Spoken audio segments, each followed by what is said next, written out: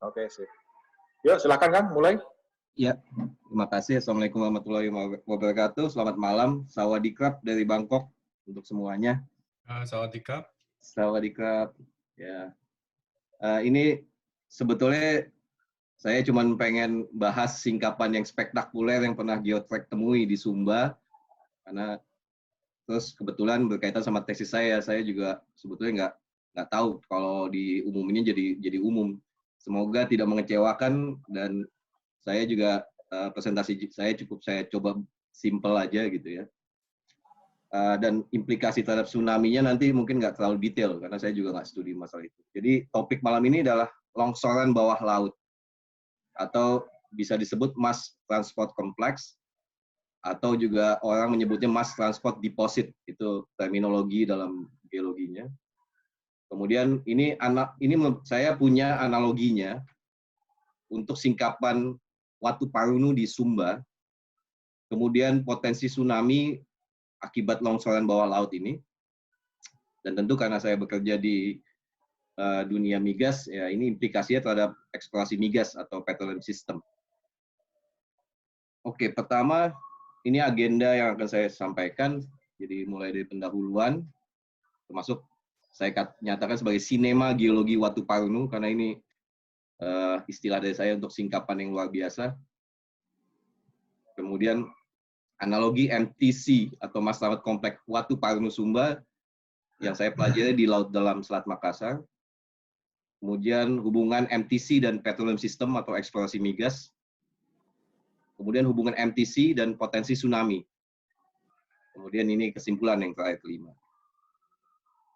Oke, slide pertama saya ingin membahas yang paling dasar sekali. Kita mengenal yang biasanya ada tektonik vertikal atau gravity sliding tectonic atau near field stress. Ini istilah near field itu local stress. Jadi seperti kita lihat ini penampang seismik di Selat Makassar. Bisa kita lihat ini 10 km di sini. Terus ada suatu tubuh yang mengalami deformasi sangat kuat atau terlipat sangat kuat. Ini tebalnya sekitar 1,5 km. Dan kita lihat lapisan di atas dan di bawahnya itu tidak mengalami perlipatan sekuat di dalam tubuh ini. Jadi secara gampangnya pelipatan atau pola patahan di dalam ini tidak disebabkan adanya regional stress. Jadi tidak ditekan. Kalau kita tekan misalnya dari kanan ini, kalau memang regional harusnya semua sedimen ini terlipat. Tapi ini tidak. Cuman ini saja. Jadi ini kemungkinan dipicu oleh adanya sliding gravitational tectonic atau near field stress yang tersebut juga local tectonic. Berbeda dengan ini yang dulu saya waktu kuliah pelajari, tectonic lateral atau terkait sama tektonik lempeng. Ini dikenal istilahnya horizontal compressive stress atau far field stress. Ini lebih regional compressionnya. Misalnya ini ada penampang di daerah timur dari north to south di sini ya.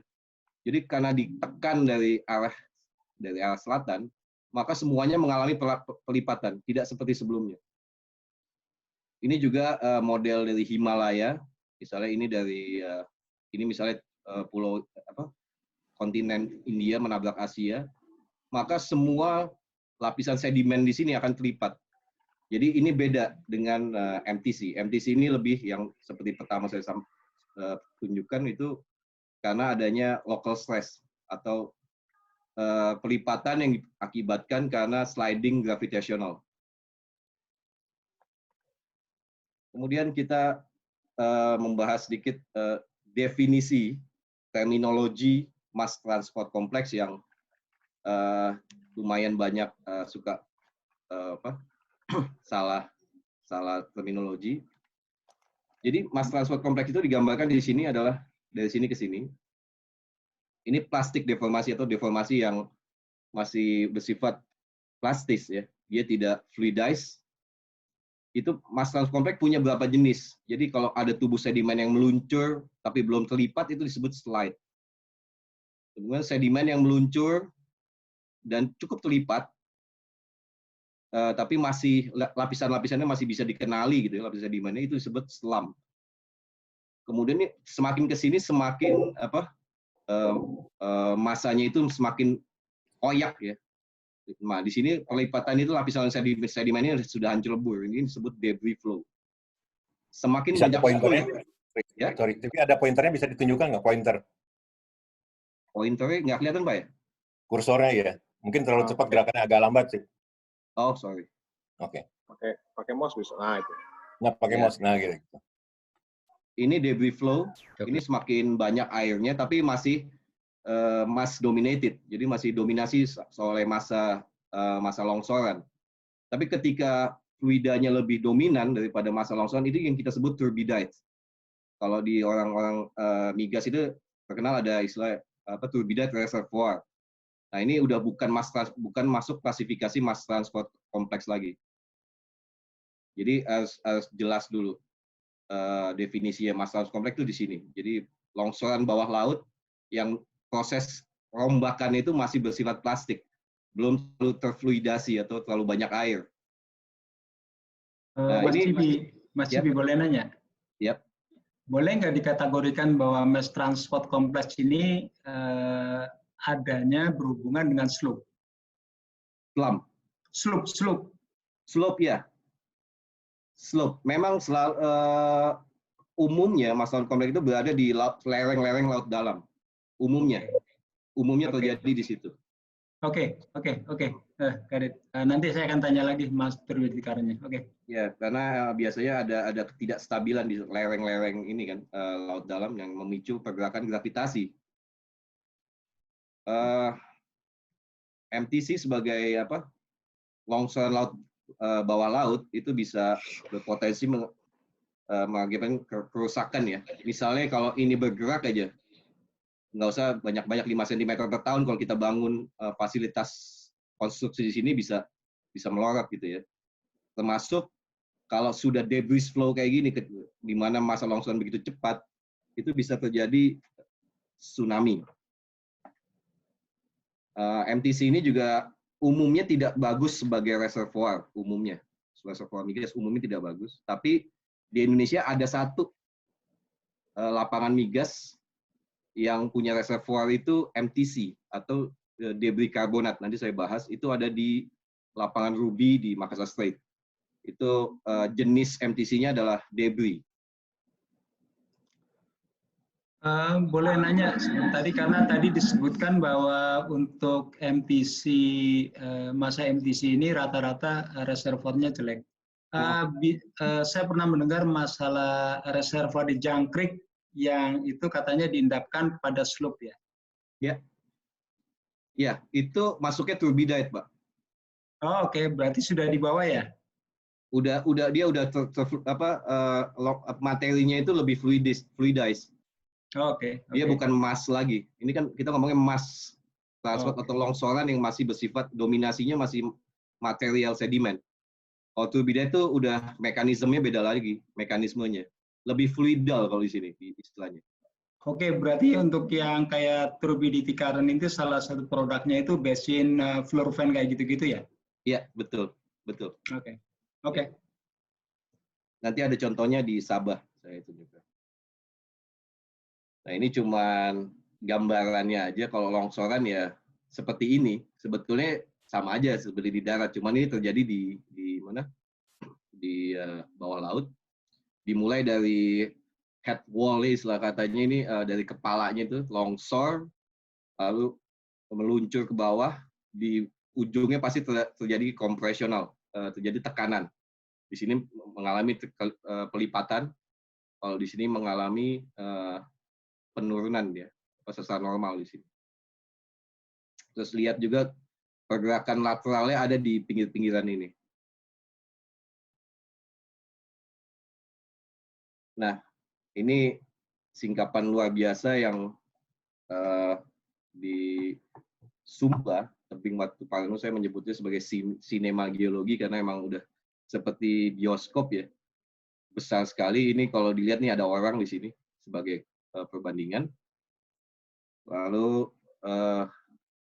saya menginterpretasikan lapisan-lapisan yang terlipat dan terpatahkan di sini. Jadi kalau Ini lapisannya kalau sama warna berarti horizon yang saya interpretasikan sama umurnya. Ini begitu kuat dan kita bisa lihat ini batuannya ini tuff atau napal ya, marl, batu lempung karbonatan ya. Dan ini ada clay stone juga di sini. Kita bisa lihat deformasinya berbeda, pelipatannya berbeda. Kalau yang tuff atau marl ini lebih brittle, jadi dia lebih patah-patah. Sedangkan kalau yang clay stone ini kadang-kadang meliuknya lebih, karena dia sifatnya lebih lentur, itu meliuknya lebih kuat dia. Seperti ini. Dan saya kemungkinan blok yang di atas ini itu adalah sama dengan yang ini. Mungkin. Jadi ini kayak overthrust istilahnya. Istilahnya mungkin Ma'ruf atau Pak Ong bisa lebih spesifik. Ini mungkin, karena kalau saya lihat, walaupun saya harus cek lagi, ini kok paketnya sama dengan yang ini. Jadi dari sini saya bisa melihat adanya proses pelipatan yang sangat kuat dan luar biasa ya. Ini jarang saya nemuin singkapan seperti ini. Nah, kalau dari sini saya melihat kompresinya itu berarah dari arah sini. Kalau ini orientasi singkapan itu ke arah timur laut ya, 40 derajat east itu ke arah timur laut. Jadi kompresinya mungkin dari arah southwest atau south lah ya, dari arah selatan.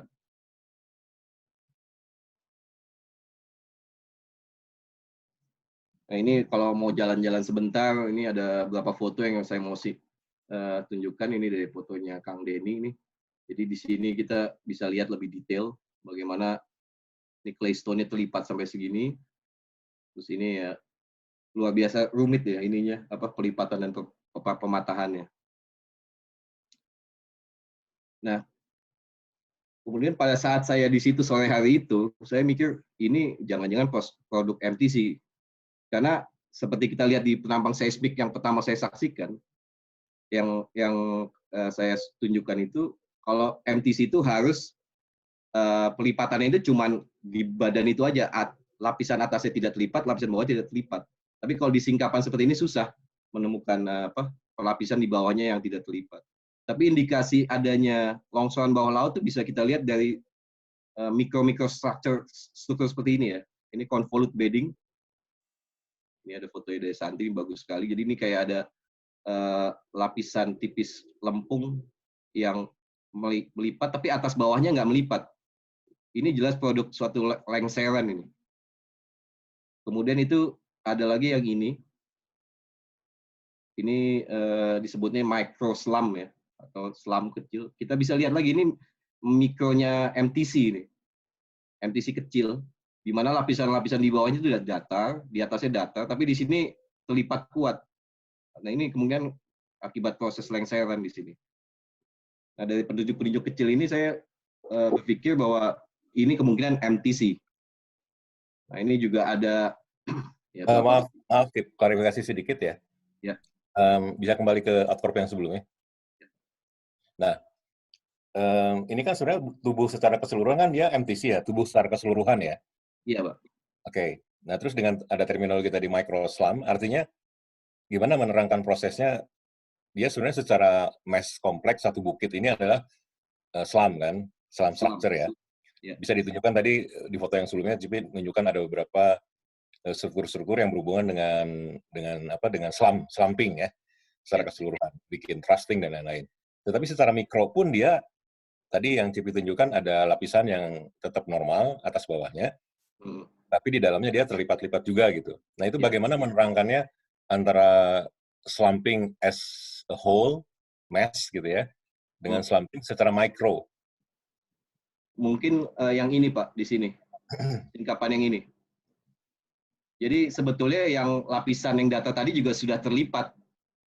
Ya, itu. Oke. Nah, tapi di tengahnya ini juga ada proses yang secara mikronya selam. Jadi ketika ini masih datar, lapisan ini ketika masih datar, ini ada pelengseran dulu. Nah, ketika ini diendapkan, datar lagi, baru terlipat. Nah, ini memang jadi istilahnya kayak fraktal ya. Dari pola besar ke pola kecilnya itu ada kemiripan. Maksudnya yang micro slumping itu duluan ya? Ini duluan, Pak. Dibanding ini. Sebelum seluruhnya terlipat gitu ya? Sebelum seluruhnya dia slumping. gradual sih Pak, gradasi. Jadi mungkin udah, karena nanti saya tunjukkan bahwa proses pelipatan itu kan nggak sekali juga kan. Ya. Dia pelan-pelan sambil mengendapkan yang di atasnya ini. Oke, Trip. Lanjut. Nah ini juga singkapan yang bagus, jadi kita bisa melihat dari section view. Di sini section view, dan ini adalah map view. Jadi kalau gambarannya itu, kalau yang di tebing itu seperti ini sebetulnya, kurang lebih ya. Ini cuma ilustrasi saja. Jadi pelipatannya kayak seperti ini. Kemudian yang di lantai ini, yang di lantai pantai ini itu sebetulnya penampakannya ini apa? Gambarnya seperti ini. Jadi ini singkapan luar biasa yang kita bisa melihat secara 3 dimensi, baik secara penampang maupun penampakan dari map view ya, dari secara horizontalnya bagaimana. Ini strike-nya di sini kelihatan pola pelapisannya segala macam. Kemudian yang luar biasa dari singkapan ini ya, ini walaupun kita tidak bisa menemukan pelapisan di bawah kompleks MTC ini, tapi di atasnya ini jelas pelapisannya tidak terlipat. Dan apa yang kita sebut sebagai ketidakselarasan. Jadi ada bidang pelapisan yang sangat tajam, kemudian berubah menjadi pelapisan yang datar ya. Ini kalau nggak salah endapan fluvial. Jadi kontras di sini endapan laut dalam, kemudian ditindih, terangkat prosesnya, terlipat, dan ditindih secara tidak selaras oleh endapan darat ya, atau channel atau laut dangkal lah ini. Jadi ini ada proses geologi yang signifikan antara singkapan di bawah dan di atasnya. Dan kita bahkan bisa melihat ketidakselarasan itu dari bawahnya. Dan ini juga singkapannya seperti di textbook ya. Jadi ada pelapisan yang tidak selaras, langsung ada pelapisan yang masih datar atau belum mengalami deformasi.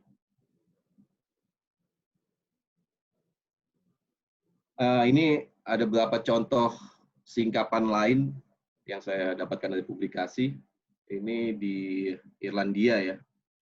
Jadi di sini ada endapan sedimen pro delta muds yang datar. Kemudian ini adalah MTC yang coherent atau kita sebut slump. Kemudian ada jenis MTC yang di atas itu debris.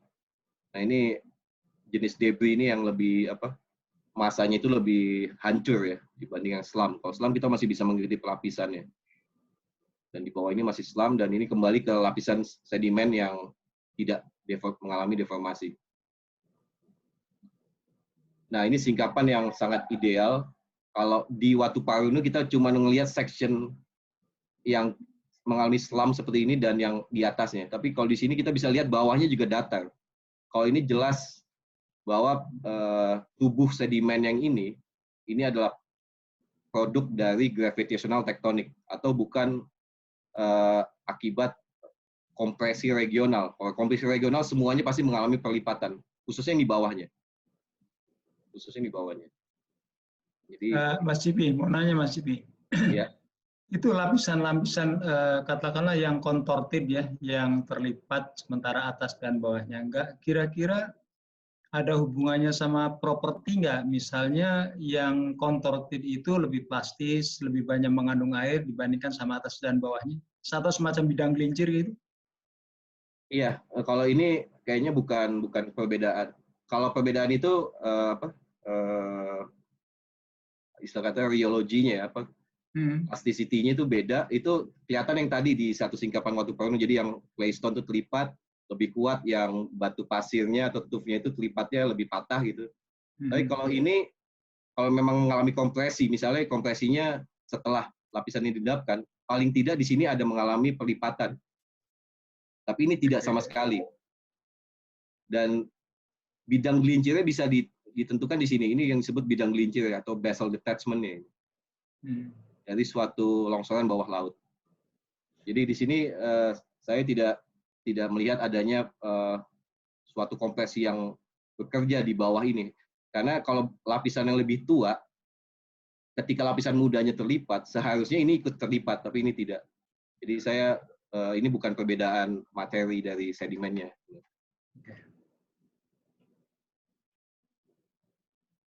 Nah ini beberapa poin yang mungkin bisa ditambahkan. Kenapa saya berpikir bahwa sinema geologi di Watu Parnu Sumba itu adalah suatu produk dari mass transport kompleks. Tadi seperti dibahas, banyak ditemukan struktur-struktur mikro yang berasosiasi dengan gerakan longsoran atau gravitasi seperti convolute bedding dan microslump, dan bahkan ada ya yang lain ada, cuman terlalu teknis istilahnya. Tadi seperti foto-foto yang seperti saya tunjukkan. Kemudian kalau melihat secara regional, umur singkapan batuan Watu Parnu di Sumba itu Miocene atau kurang lebih 5 juta tahun. 5 juta tahun. Dan berdasarkan peta geologi regional, dan karena kita jalan-jalan juga di sana mengamati singkapan yang berumur sama, itu nggak ada terlihat adanya struktur atau deformasi batuan sekuat singkapan Watu Parnu. Jadi batuan lain yang umurnya sama di tempat lain tuh kok nggak terlipat ya? Ini kok terlipat sangat kuat. Jadi, nah di situ saya berpikir ini mungkin pergerakan lokal, dan paling tidak sejak Miocene atas secara regional atau sejak 12 juta tahun lalu itu aktivitas tektonik di Sumba itu relatif stabil. Jadi saya menginterpretasikan secara regional deformasi yang sangat kuat di singkapan Watu Parnu itu disebabkan akibat pergerakan lokal atau tektonik gravitasi, atau disebutnya juga ini adalah near field stress, jadi karena adanya stres yang lokal aja, bukan regional.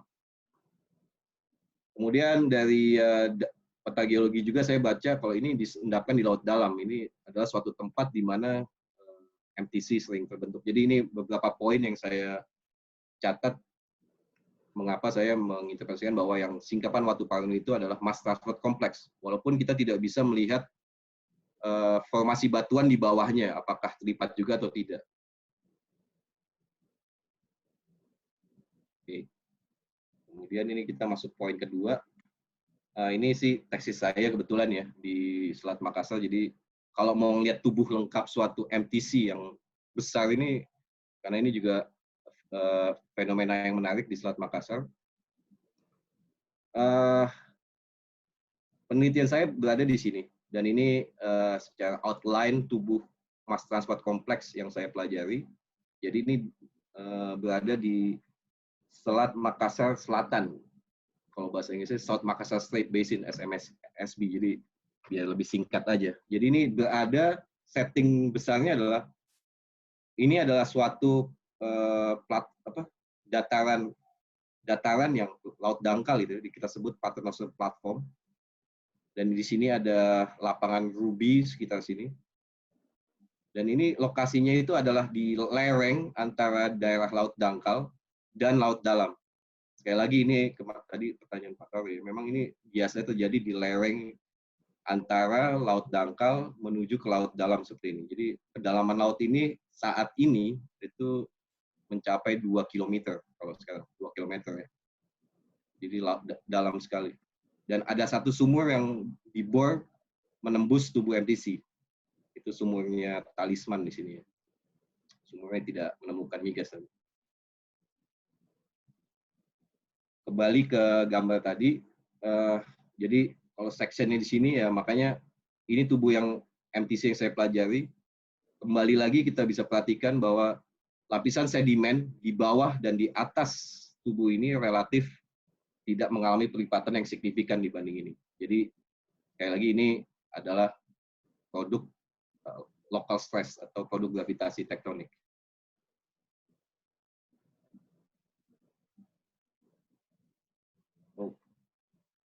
Oke, ini cuman kartunnya saja.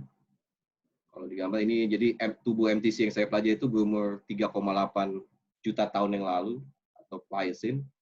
Jadi ini relatif muda kalau dari sisi dari geologi, mass transport kompleks ini. Diendapkan di suatu endapan yang tebal yang kita sebut post rift, dan di bawahnya kemungkinan adalah syn rift. Nah ini stratigraphic zone of interest-nya, jadi sebenarnya ada satu sumur yang menembus ini, dan kita bisa lihat penampang ini dari utara ke selatan ya gambarannya. Ini tubuh MTC kita bisa melihat begini. Antara sedimen dan ini sebetulnya sama umurnya. Cuma yang ini tidak mengalami deformasi atau ini bukan bagian dari tubuh MTC. Nah, tapi kebetulan dari data sumur ini kita bisa menentukan umur sedimen ini dari sini ke sini. Jadi ini adalah umur tubuh MTC yang saya pelajari berdasarkan data sumur yang dibuat oleh salah satu perusahaan migas. Jadi ini adalah top MTC-nya, ini base MTC-nya. Kalau ini kita interpretasinya sebagai bidang gelincir ya. Tapi sekali lagi, sebelah sini belum mengalami deformasi, jadi dia berhenti di sini, stop. Mas Cepi tadi bilang yang mengalami di MTC sama yang bawahnya itu umurnya sama ya? Antara yang ini sama yang ini, Pak. Yang ini.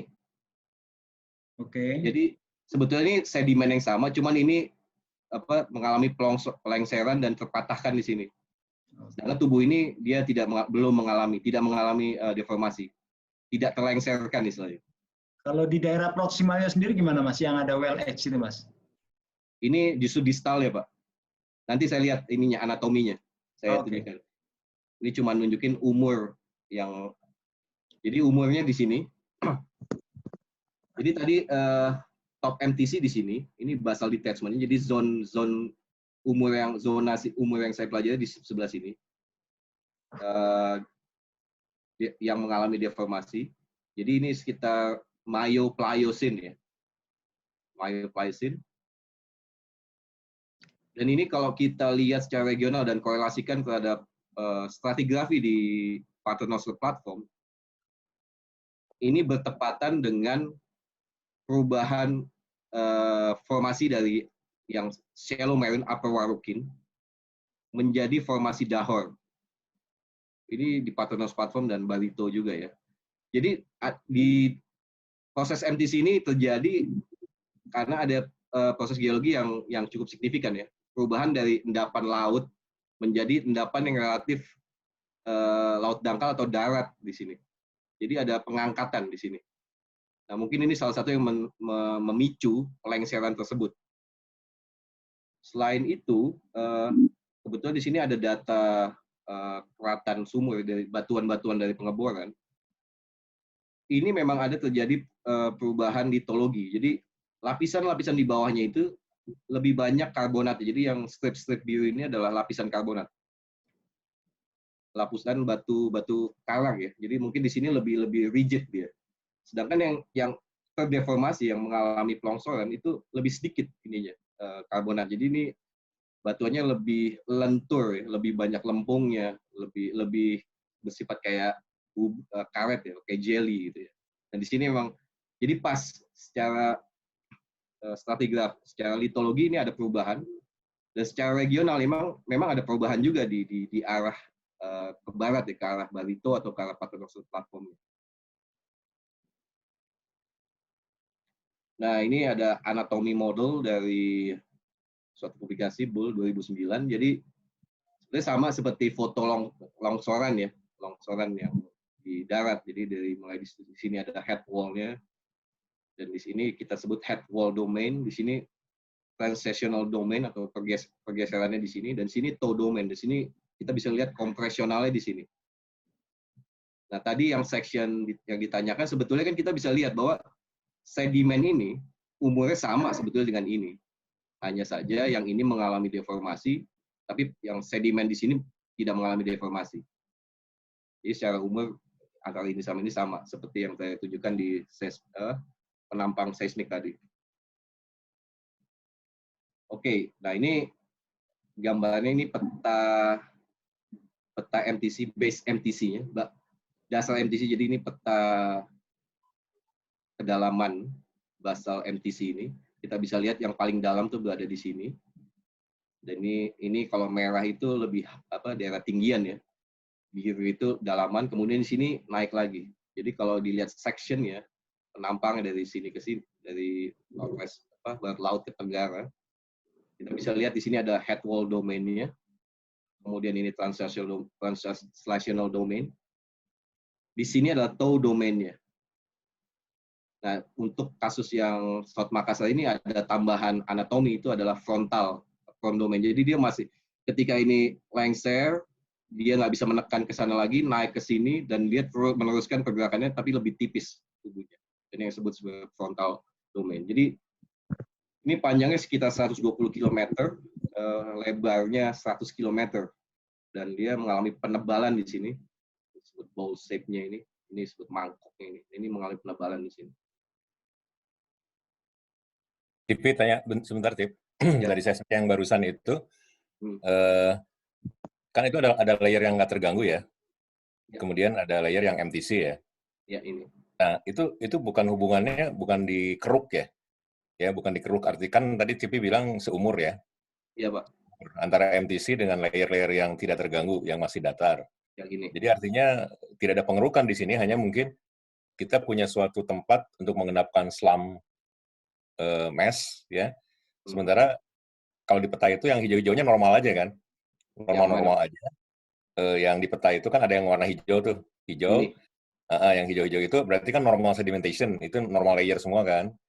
Nah, sementara kita punya head dari MTC yang seolah-olah motong gitu, seolah-olah scoring, seolah-olah mengeruk layer-layernya. Ternyata kan enggak kan, karena ini kan umurnya sama semua, hanya yang biru itu diendapkan di posisi area buat terjadi slumping kan. Yang biru yang mana, Pak? Yang ini? Biru yang peta, bukan di seismik, di peta itu, di indeksnya. Ini? Di indeksnya itu kan ada, nah itu kan slump head kan, slumpnya mesh-nya. Iya. Nah, dia hubungannya tidak mengeruk yang lapisan sekitarnya kan berarti. Karena kan seumur kan. Kalau dikeruk kan artinya lebih tua yang bawahnya. Yang bawah, iya. Jadi gini, Pak, ini sebetulnya peta yang biru ini, Pak. Peta kedalaman yang biru ini, Pak. Oke, ya. Iya. Jadi ini dia ini bukan mengeruk ya, tidak mendorong yang ini, Pak. Nanti saya lihat ada penampangnya yang saya lihatkan evolusinya, jadi pergerakannya. Oke. Mungkin di situ lebih jelas. Jadi ini sebetulnya sebelumnya ini sama ini ya satu sedimen seperti ini, Pak. Kemudian lengser. Cuman dia tidak bisa menekan ke arah selatan lagi, terus dia naik ke sini. Oke, nanti ada saya bikin kartun modelnya, Pak, untuk itu. Oke. Jadi secara umum ini dari peta base dasar MTC itu penamaannya aja ya. Ini juga cuman penamaan head wall, ada flanknya, ada transactionalnya area, ini frontal apron, dan ini toe-nya. Ada ujung kayak ujung kaki ya, kayak ujung telapak kaki. Nah, satu-satu kita lihat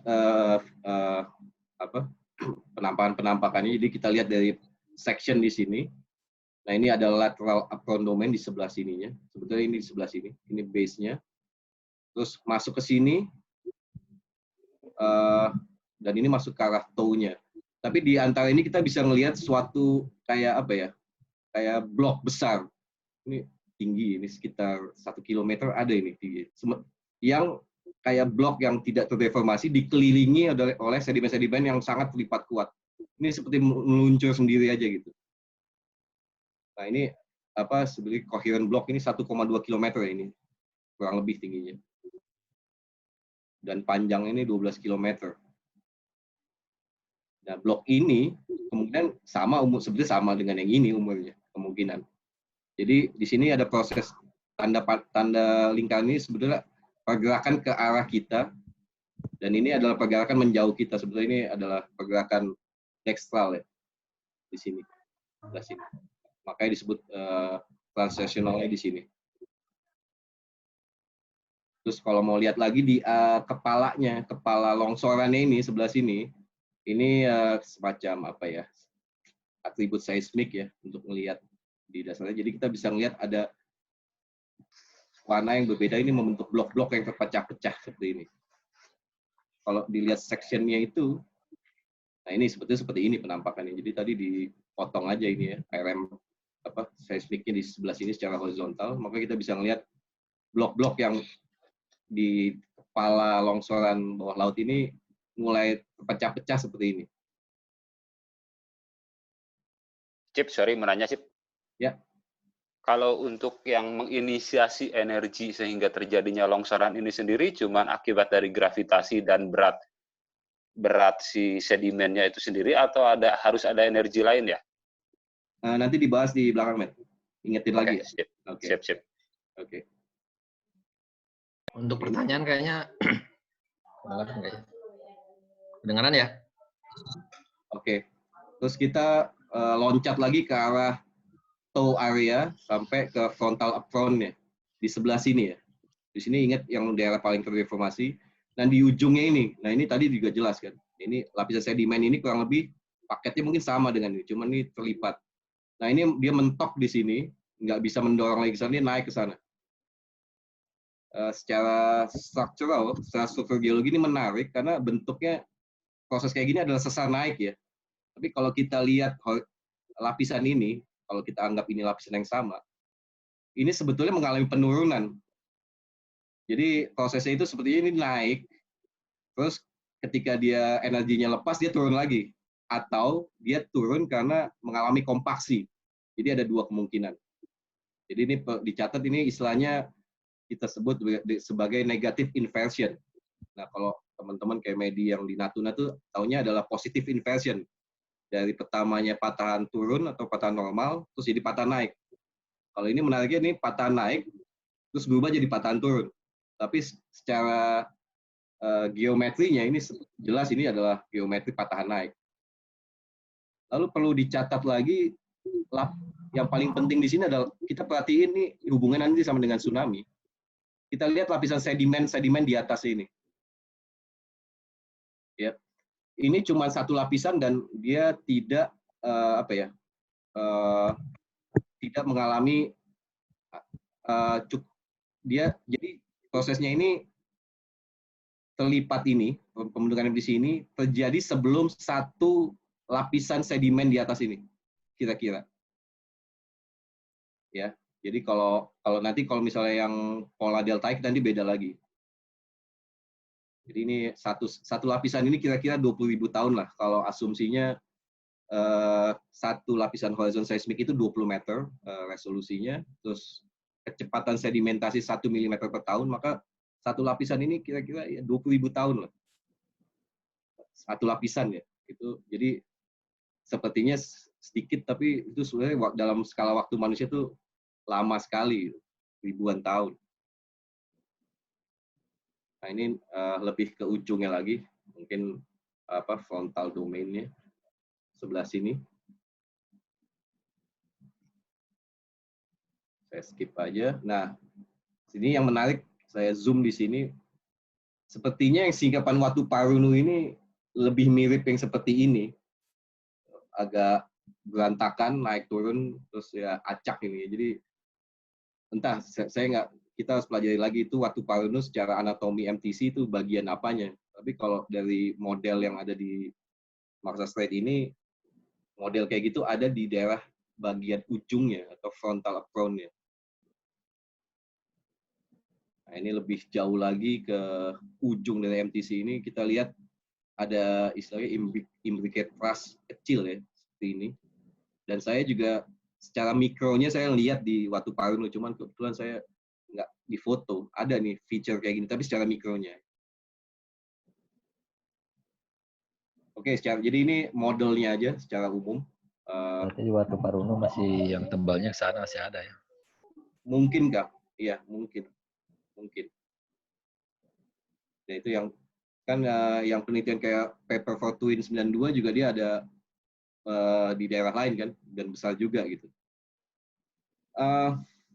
Jadi ini anatominya secara umum, jadi ini dari kepalanya longsoran, ada ini simbol sesar normal ya, saat turun, dia melengsar ke sana, mulai ada sesar naik di sini, mentok, naik, nah di sini ada sesar normal, sampai ujungnya dia menekan jadi ada sesar naik lagi. Dan sini ada pergerakan mendatar di sini, like slip. Sebenarnya modelnya seperti ini, cuma dalam Marsa yang model di anatomi di Marsa Strait ini ada tambahan anatomi di ini kayak pakai celemeknya ya, semacam celemek ya tambahan. Jadi kayaknya energi longsornya masih cukup kuat untuk naik dan mendorong lagi ke arah selatan. Nah ini mungkin tadi terkait Pak Awang, semoga lebih jelas ini Pak. Jadi ini modelnya satu. Jadi yang titik-titik merah ini adalah future basal MTC-nya. Nah di sini kalau kita melihat dari penampang itu banyak fenomena fluid escape di bawahnya. Jadi mekanismenya itu kenapa ini melengser, ada dua kemungkinan. Pertama, ada perbedaan litologi antara sedimentary unit 1, 2, yang bawahnya, dan 1. Kita tahu tadi dari data cutting sumber di sini, sedimentary unit 2 ini lebih banyak kandungan karbonatnya, jadi dia lebih rigid, ya, lebih stiff, lebih kaku, dibanding sedimentary unit 1 ini. Jadi ada perbedaan paket litologi batuan di sini. Makanya kemungkinan bidang gelincirnya itu adalah batas antara dua sedimentary unit ini. Kedua, ini trigger jelas ada gravitasional, dan kalau kita lihat regional stratigrafinya, proses pelengseran itu bertepatan dengan perubahan formasi Warukin menjadi Dahor. Perubahan dari formasi yang laut dangkal menjadi endapan daratan. Atau dengan kata lain bertepatan dengan adanya proses pengangkatan di daerah Paternoster atau di daerah Meratus. Mungkin teman-teman ini ya, panggil dengan Meratus. Jadi triggernya itu ada pressure dari bawahnya ini, ada fluid escape, ada perbedaan dua formasi yang berbeda, dan mungkin di-trigger dari pengangkatan di daerah baratnya atau di daerah Meratus. Itu yang mungkin memicu pelengseran paket batuan sedimen ini. Kemudian, nah ini, dari sini dia melengser seperti ini. Jadi, nah ini sebenarnya batuannya sama. Nah ini sebenarnya tadi kan sama ini, cuman ini dia melengser, mengalami proses sesar naik di sini sesar normal banyak, extensional domain di sini sebelah sini, ini transisinya antara daerah yang terpatang secara turun dan naik di sini. Dia tidak bisa mendorong lagi ke arah sana, dia naik ke atas dan masih mendorong, disebutnya ini frontal apron-nya. Kemudian, nah ini tadinya sesar naik di sini jadi sesar turun. Disebut negative inversion, bisa karena batuan ini mengalami kompaksi, jadi dia drop gitu, atau memang tenaganya turun, jadi udah naik, kemudian drop dia. Dan akhirnya ada endapan di atasnya lagi, dan di atas itu masih bisa dilihat beberapa tubuh MTC ini. Nah, yang perlu dicatat di sini, apakah ini menyebabkan tsunami? Ini pertanyaan yang menariknya. Satu, secara velocity, paket MTC ini, itu velocity-nya sangat rendah ya. Itu 2040 mm per second. Itu hampir kayak air. Jadi memang ini batuannya nggak keras, lembek banget. Itu satu pertimbangan. Kedua,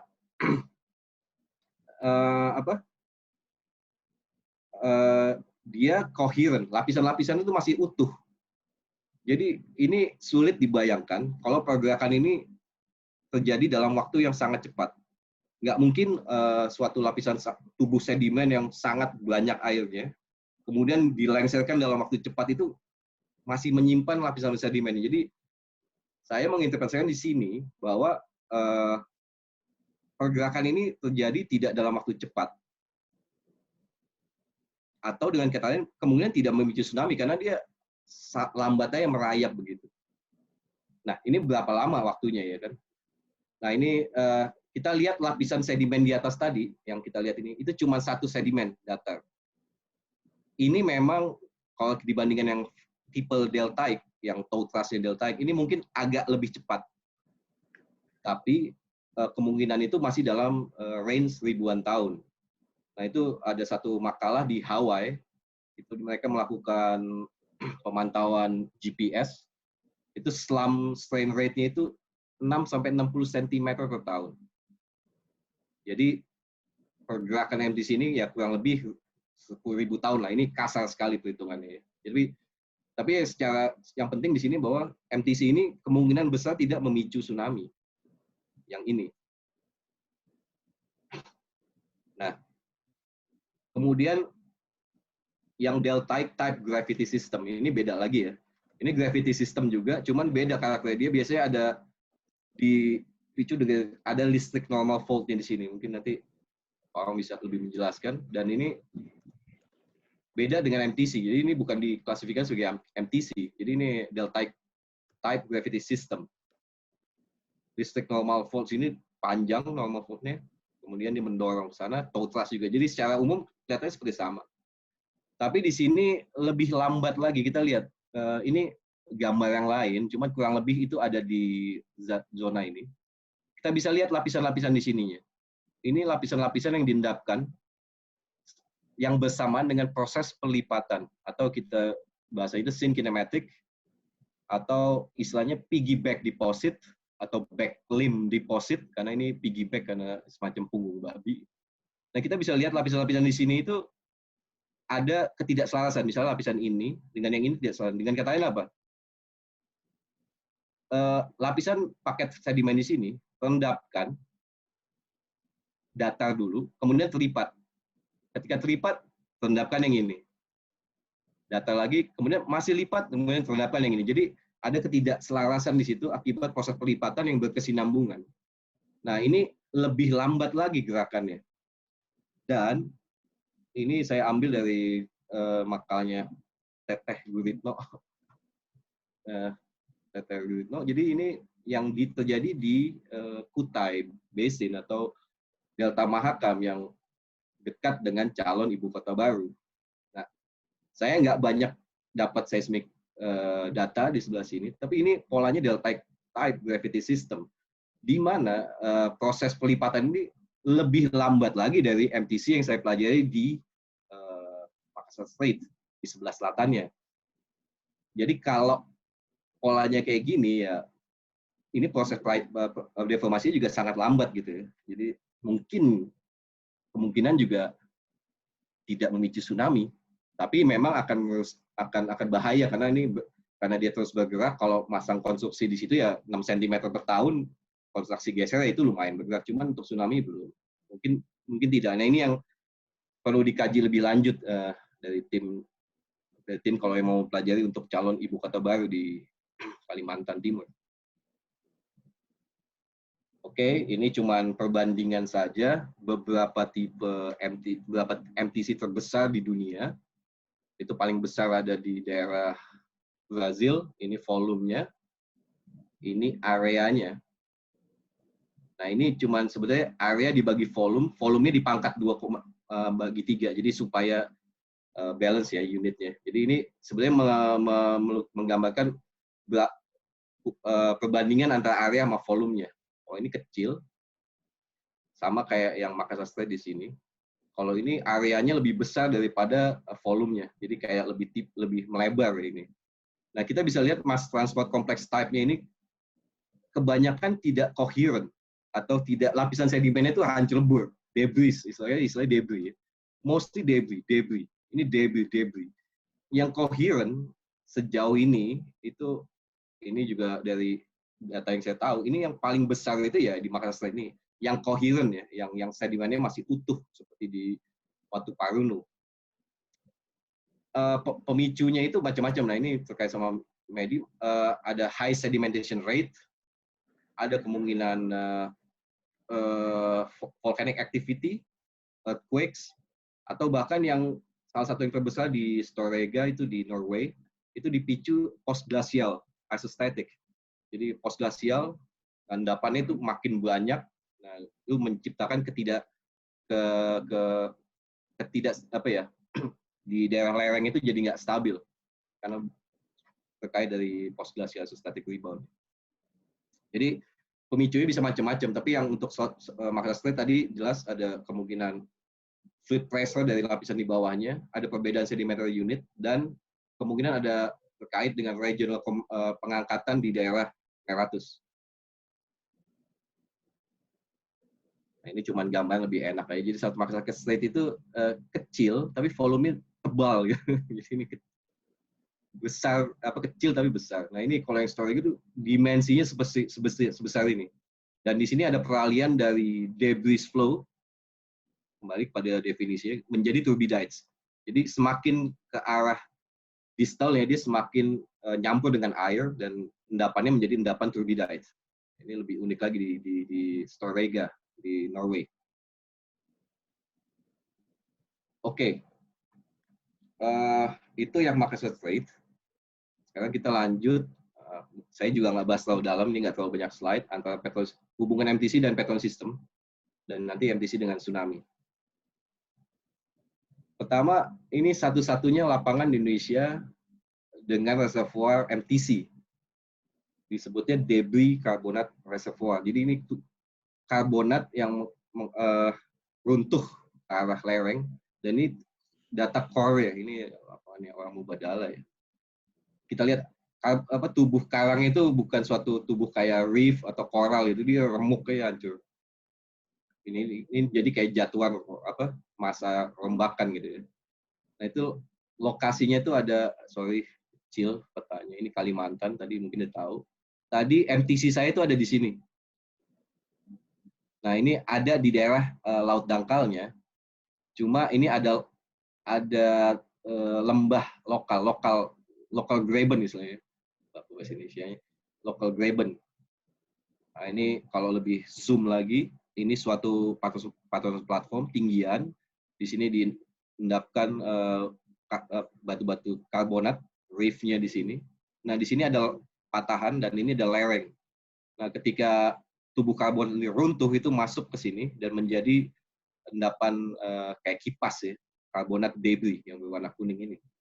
Ini disebut karbonat debris. Nah, ini lebih detailnya lagi. Ini jadi kalau kita zoom lagi, ini lapangannya ada di... Mas Cibi. Boleh balik satu slide, Mas Cibi? Oke, Pak. Kalau tadi ini kan sama Gajah Eko Pirano ya, yang rombakan karbonat ya. Kira-kira faktornya apa ya? Mengingat mungkin secara landslide dan sebagainya, ini kan jarang terjadi bahwa karbonat itu kan runtuh ya ke bawah atau bikin slam. Nah kalau kita lihat yang bawahnya itu kan seakan-akan bikin loop ya, yang dari runtuh dari atas ke bawah. Kira-kira faktor apa yang menyebabkan dia longsor ya? Iya Pak. Jadi ini bukan slam, klasifikasinya kita sebut debris Pak. Jadi MTC jenis debris. Jadi ini. Ya kira-kira apa ya penyebabnya ya? Kenapa dia yang kompeten rock itu bisa kena debris gitu ya? Ini oligocene, saya tidak mempelajari di sini Pak. Ini mungkin ada proses erosional, mungkin karena tubuh karbon kan nggak selamanya ada di bawah laut, dia kadang-kadang terekspos, kemudian dia mengalami erosi pelapukan, dan mungkin juga ada patahan karena memang ini patahan besar Pak. Oke. Patahan normal ini. Ya, kalau lihat di sini ini ada patahan normal di sini. Oke. Ini jadi kayak ada lembah lokal di sini, di tinggian ini ada lembah lokal. Jadi nah ini penampakan dari arah tenggara ya, dari arah sini ke arah northwest. Nah ini lapangannya di sini. Nah ini penampang seismiknya. Ini ada beberapa sumur yang dibor. Jadi ada loop yang ini adalah tubuh yang ini. Jadi ada 2 loop tadi di sini. Nah ini yang dibor. Kalau ini didatarkan lapisan dasar yang hijau ini. Jadi untuk menggambarkan bagaimana sih geometrinya ketika tubuh debris ini diendapkan, ya kira-kira lebih seperti ini. Nah di sini kembali ada terminologi yang masih campur antara turbidite atau MTC. Di sini masih disebut bukan masalah besar, cuman terminologi masih disebut turbidite. Tapi kalau secara geologi genetiknya berbeda, bahwa ini adalah tubuh debris dan ini peta ketebalannya ya. Jadi ketebalan tubuh debris ini mencapai 400 feet. Kalau ini dalam feet ini sekitar 130 meter atau 140 meter. Cukup tebal. Cipi, saya bisa tambahkan keterangan tadi yang pertanyaannya Pak Sofi ya. Silakan. Saya pernah melihat redeposited karbonat di Tonasa ya. Waktu itu pernah field trip. Jadi kelihatannya yang diterangkan oleh Cipi itu sudah sesuai. Kita punya sesar-sesar yang kelihatannya aktif ya, yang bikin graben itu. Nah itu juga sama, arahnya sama. Kalau di Sulawesi Selatan disebutnya Walanai Fault, itu sering jadi epicentrum gempa juga belakangan. Nah kelihatannya pada waktu, kalau saya ingat pengendapan berai karbonat di Barito Basin itu kan dia di platform ya. Iya, Jadi Pak. tidak ada di sebuku grabennya gitu, karena dia dalam kan sebuku graben kan. Jadi dia Iya. benar-benar hanya duduk di atasnya aja. Tetapi dia ada di ujungnya gitu, ada di ujung. Nah suatu waktu kelihatannya ini ada reaktivasi dari sesar ini gitu, sesar-sesar yang di tepinya itu ditumbuhi oleh karbonat. Nah terus dia runtuh gitu, Iya, Pak. runtuh masuk ke grabennya Ruby. Ya sekarang disebutnya Ruby Graben. Iya. Nah redeposited gitu. Nah itu Iya. sehingga pada saat awal juga dia memang si karbonatnya itu sendiri kan tidak layering ya. Jadi emang tidak kelihatan ada koheren karena Iya. dia masif Iya. kan, masif karbonat Bray. Nah terus jatuh semua ke bawah. Nah sekarang jadinya hasilnya kayak debris begini gitu. Iya. Jadi pemicunya kebetulan kemungkinan itu ada reaktivasi struktur yang membatasi Ruby Graben, Pak Sofi, kira-kira gitu. Nah reactivated-nya banyak ya, karena sampai sekarang pun yang namanya Wallanae Fault itu yang di utaranya Tonasa itu, Tonasa Platform sama dengan karbonat itu juga masih aktif. Ya. Sesar-sesarnya arahnya persis sama juga gitu. Arahnya barat laut tenggara. Itu kira-kira tambahannya, Cipi. Oke, Pak Wang. Terima kasih, Pak. Terima kasih, Pak Wang. Nah, ini kebetulan saya lagi kerja di Sabah, Malaysia. Nah, ini juga campur ini antara MTD, dia sebutnya MTD sini, Mass Transport Deposit, bukan MTC. Dengan dia selang-seling antara turbidite sama MTC. Nah, ini reservoir migas di Sabah ini di tubuh-tubuh turbidite-nya ini, sandstone-nya di turbidite ini. Dan kalau kita lihat ini ada lock deep ya, deep ini. Kita bisa bedakan dari deep-nya ini relatif mudah. Jadi MTD itu biasanya deep-nya itu orientasinya acak dan kemiringan itu juga acak. Sedangkan tubuh turbidite biasanya itu homogen ininya kemiringan dan arah deep-nya. Nah, itu dari log itu bisa dibedakan. Kemudian dari seismiknya itu juga bisa dilihat cukup jelas di sini. Ini reservoir, ini yang turbidite-nya. Terus itu mass transport kompleks. Turbidite lagi, mass transport kompleks lagi, turbidite lagi, terus selang-seling. Nah, ini rekonstruksi pembentukannya kira-kira di sini. Jadi apa perannya tuh MTC di sini kan memang sebagian besar bukan merupakan reservoir yang baik karena kebanyakan shale dominated atau dominasinya itu batu-batu lempung ya, bukan reservoir yang bagus umumnya, kecuali tadi yang di Ruby Field. Nah, tapi dia ada ini time satunya. Jadi di sini MTC melengser, kemudian ada turbidite. Nah, ini kelihatan turbidite itu mengisi rendahan-rendahan di antara tinggian MTC. Jadi MTC itu sebagai paleotopografi yang mengkontrol pengendapan turbidite-nya. Nah, ini agak sulit di sini tantangannya adalah memperkirakan penyebaran reservoir yang warna kuning itu. Apakah kayak basin floor fan yang luas atau sebetulnya cuma ngisi-ngisi celah-celah antara MTC ini. Dan ini berkali-kali. Jadi nanti turbidite lagi, MTC lagi. Ini ya hubungannya antara MTC dan reservoir di Sabah. Ini laut dalam Malaysia juga. Dan ini di daerah deltaic ini ya. Deltaic system. Cuma di sini MTD-nya juga aktif. Tanya, Cip. Iya, Pak. Dengan adanya selang-seling antara turbidite dan MTC ini, kalau tadi dari model yang Sanmugan itu ya, Iya, Pak. bahwa mass MTC atau MTD kan di daerah slope kan, yang tadi pertanyaan awal Pak Sofi ya. Iya, Pak. Sementara turbidite kan lebih ke basin floor ya. Iya, Pak. Udah kayak gitu kan, dan dia fluidized gitu. Nah, Iya. dengan adanya selang-seling seperti ini, apakah paleogeografinya dengan majunya zaman itu selang-seling, slope, kemudian jadi basin floor, slope lagi, basin floor lagi. Pada saat sloping dia ditumbuhi oleh mass transport deposit. Pada saat basin floor fan dia turbidite gitu. Apa begitu paleogeografinya? Jadi selang-seling kita mendapatkan selang-seling antara slope, basin floor gitu. Secara detail saya tahu, Pak. Cuman ini kalau di sini kemungkinan ini melengser dan ini ke arah floor fan nih, basin floor-nya ya. Dia melengser tapi dari slope. Dan kalau masalah perubahan selang-seling antara slope sama basin floor itu mungkin juga karena tergantung kecepatan pengendapannya juga. Jadi karena progradasi kan.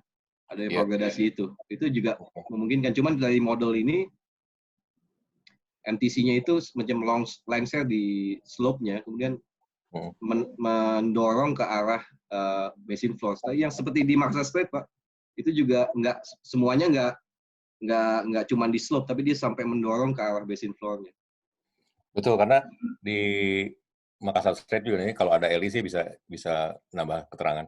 Karena kan kita di Selat Makassar bagian utara juga punya beberapa lapangan yang di slope dan itu turbidit gitu, ya. Ya. Misalnya Merah Besar, West Seno, ya kan. Terus Gendalo, Gehem gitu. Itu kan sebenarnya belum basin floor gitu. Tapi udah turbidit gitu kan. Jadi artinya seperti yang Cipi barusan bilang, mungkin topografinya itu bukan the real slope, hanya mungkin saat itu lagi banyak sedimentasinya, progradingnya, sehingga seolah-olah kita punya tumbuhan, punya area yang kayak basin floor gitu. Padahal itu sebenarnya area slope. Hanya basinnya, si depositnya begitu banyak sehingga jadi turbidit, jadi fluidized gitu. Ya. Iya. Padahal areanya area slope sebenarnya gitu. Itu benar Pak. Jadi emang ada perdebatan juga kemarin yang Merah Besar Gehem. Ya. Itu ada yang bilang basin floor fan. Tapi kok pas dilihat secara slope, secara kemiringan itu masih slope sebetulnya. Nah itu makanya.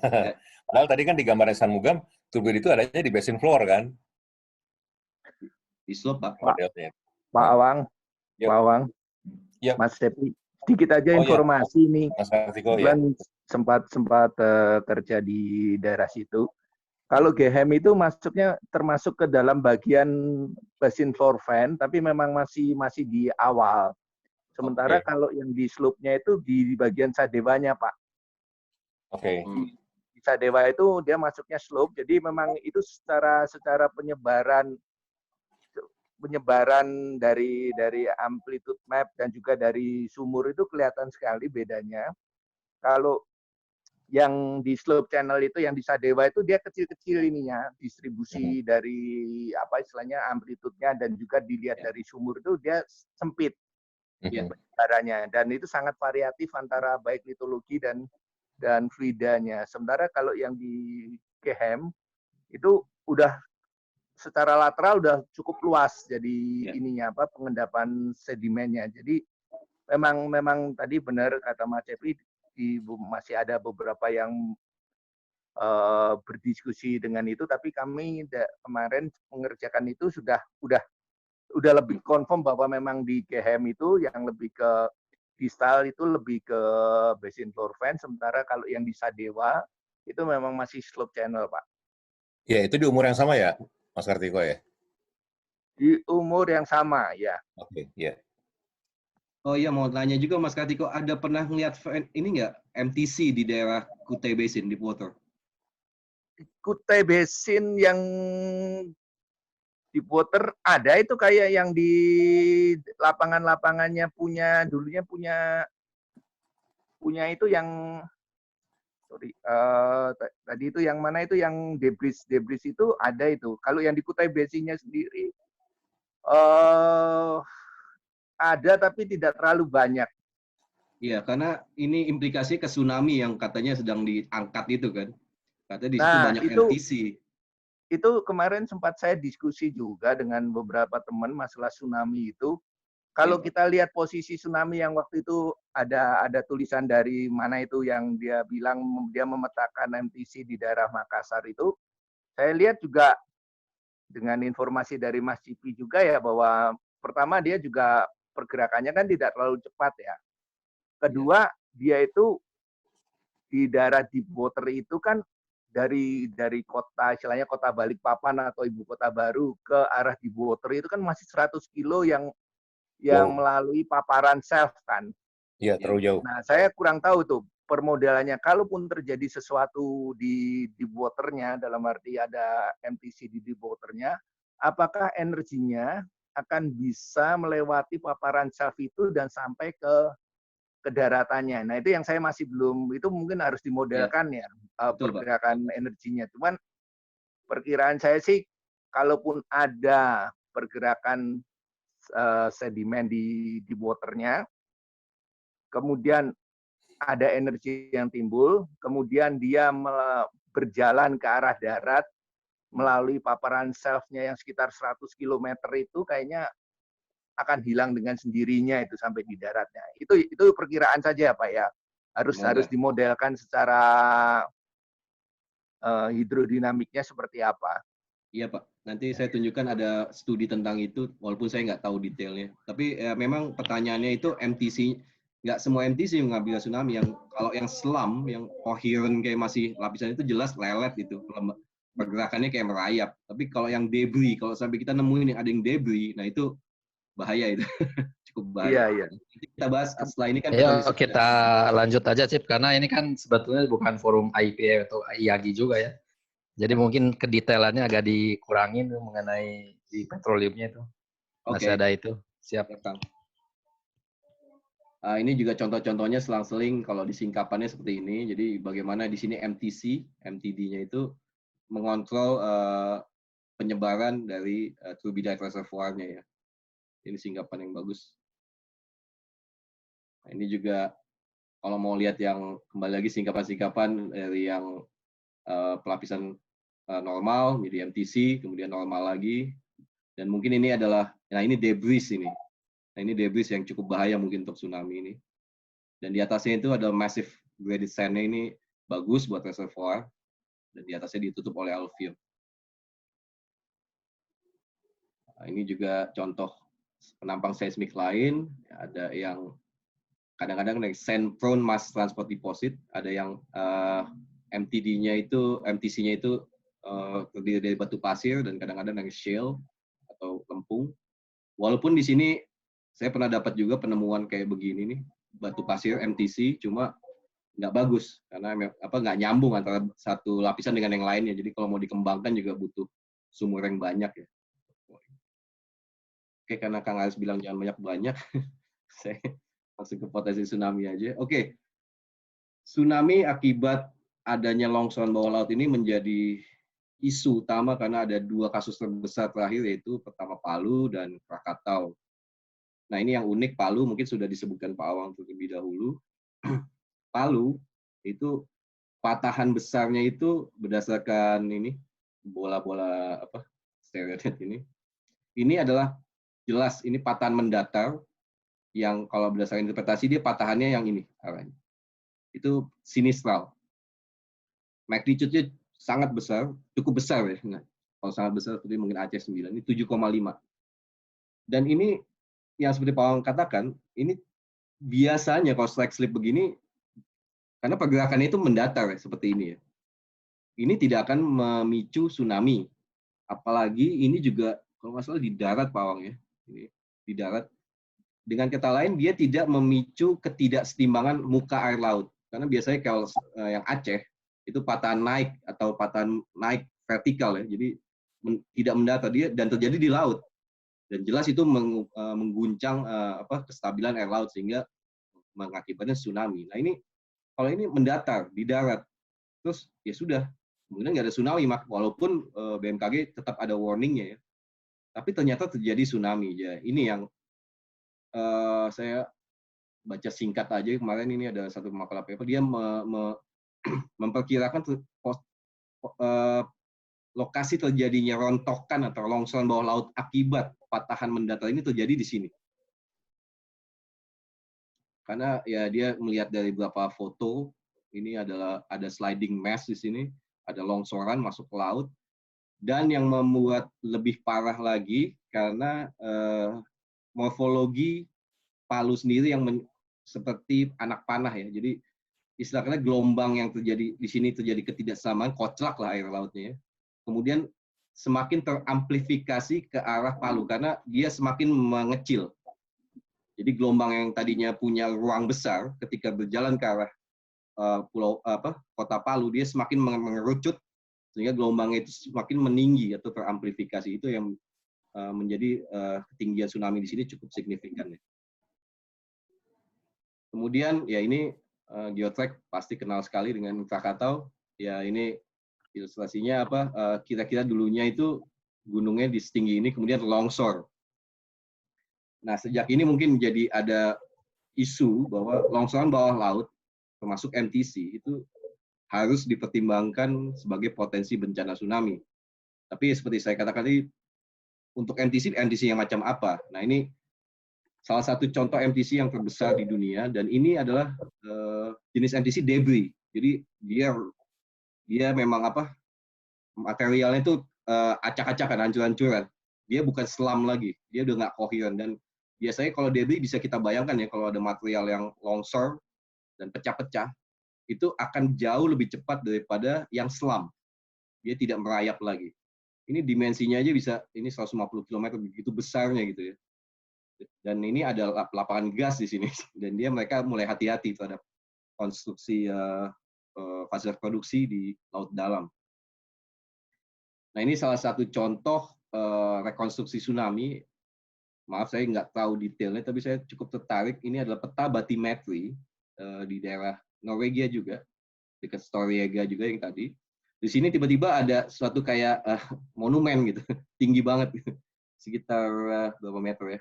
300 meter atau 400 meter ini. Nah, ini blok apaan gitu ya? Ketika di seismik dia kayak gini nih, kayak seperti yang kita lihat di Makassar Strait, cuma dia tidak terkepung lagi oleh endapan MTC di sekitar. Jadi udah kayak monumen dua, kayak nonjol aja. Nah, mereka memperkirakan ini tadinya ada debris flow-nya dan ada blok yang melengsar ke arah laut dalam. Nah, dia punya peta batimetri secara detail. Lalu dia reconstruct kira-kira dulu morfologi seperti apa ya.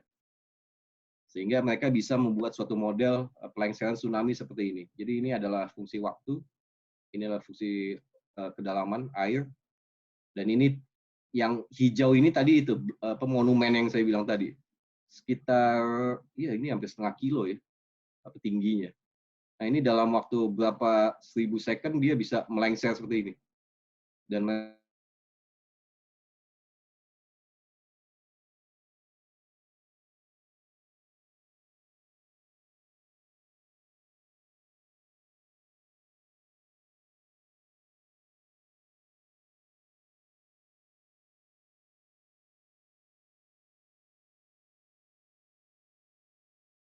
Udah dengar.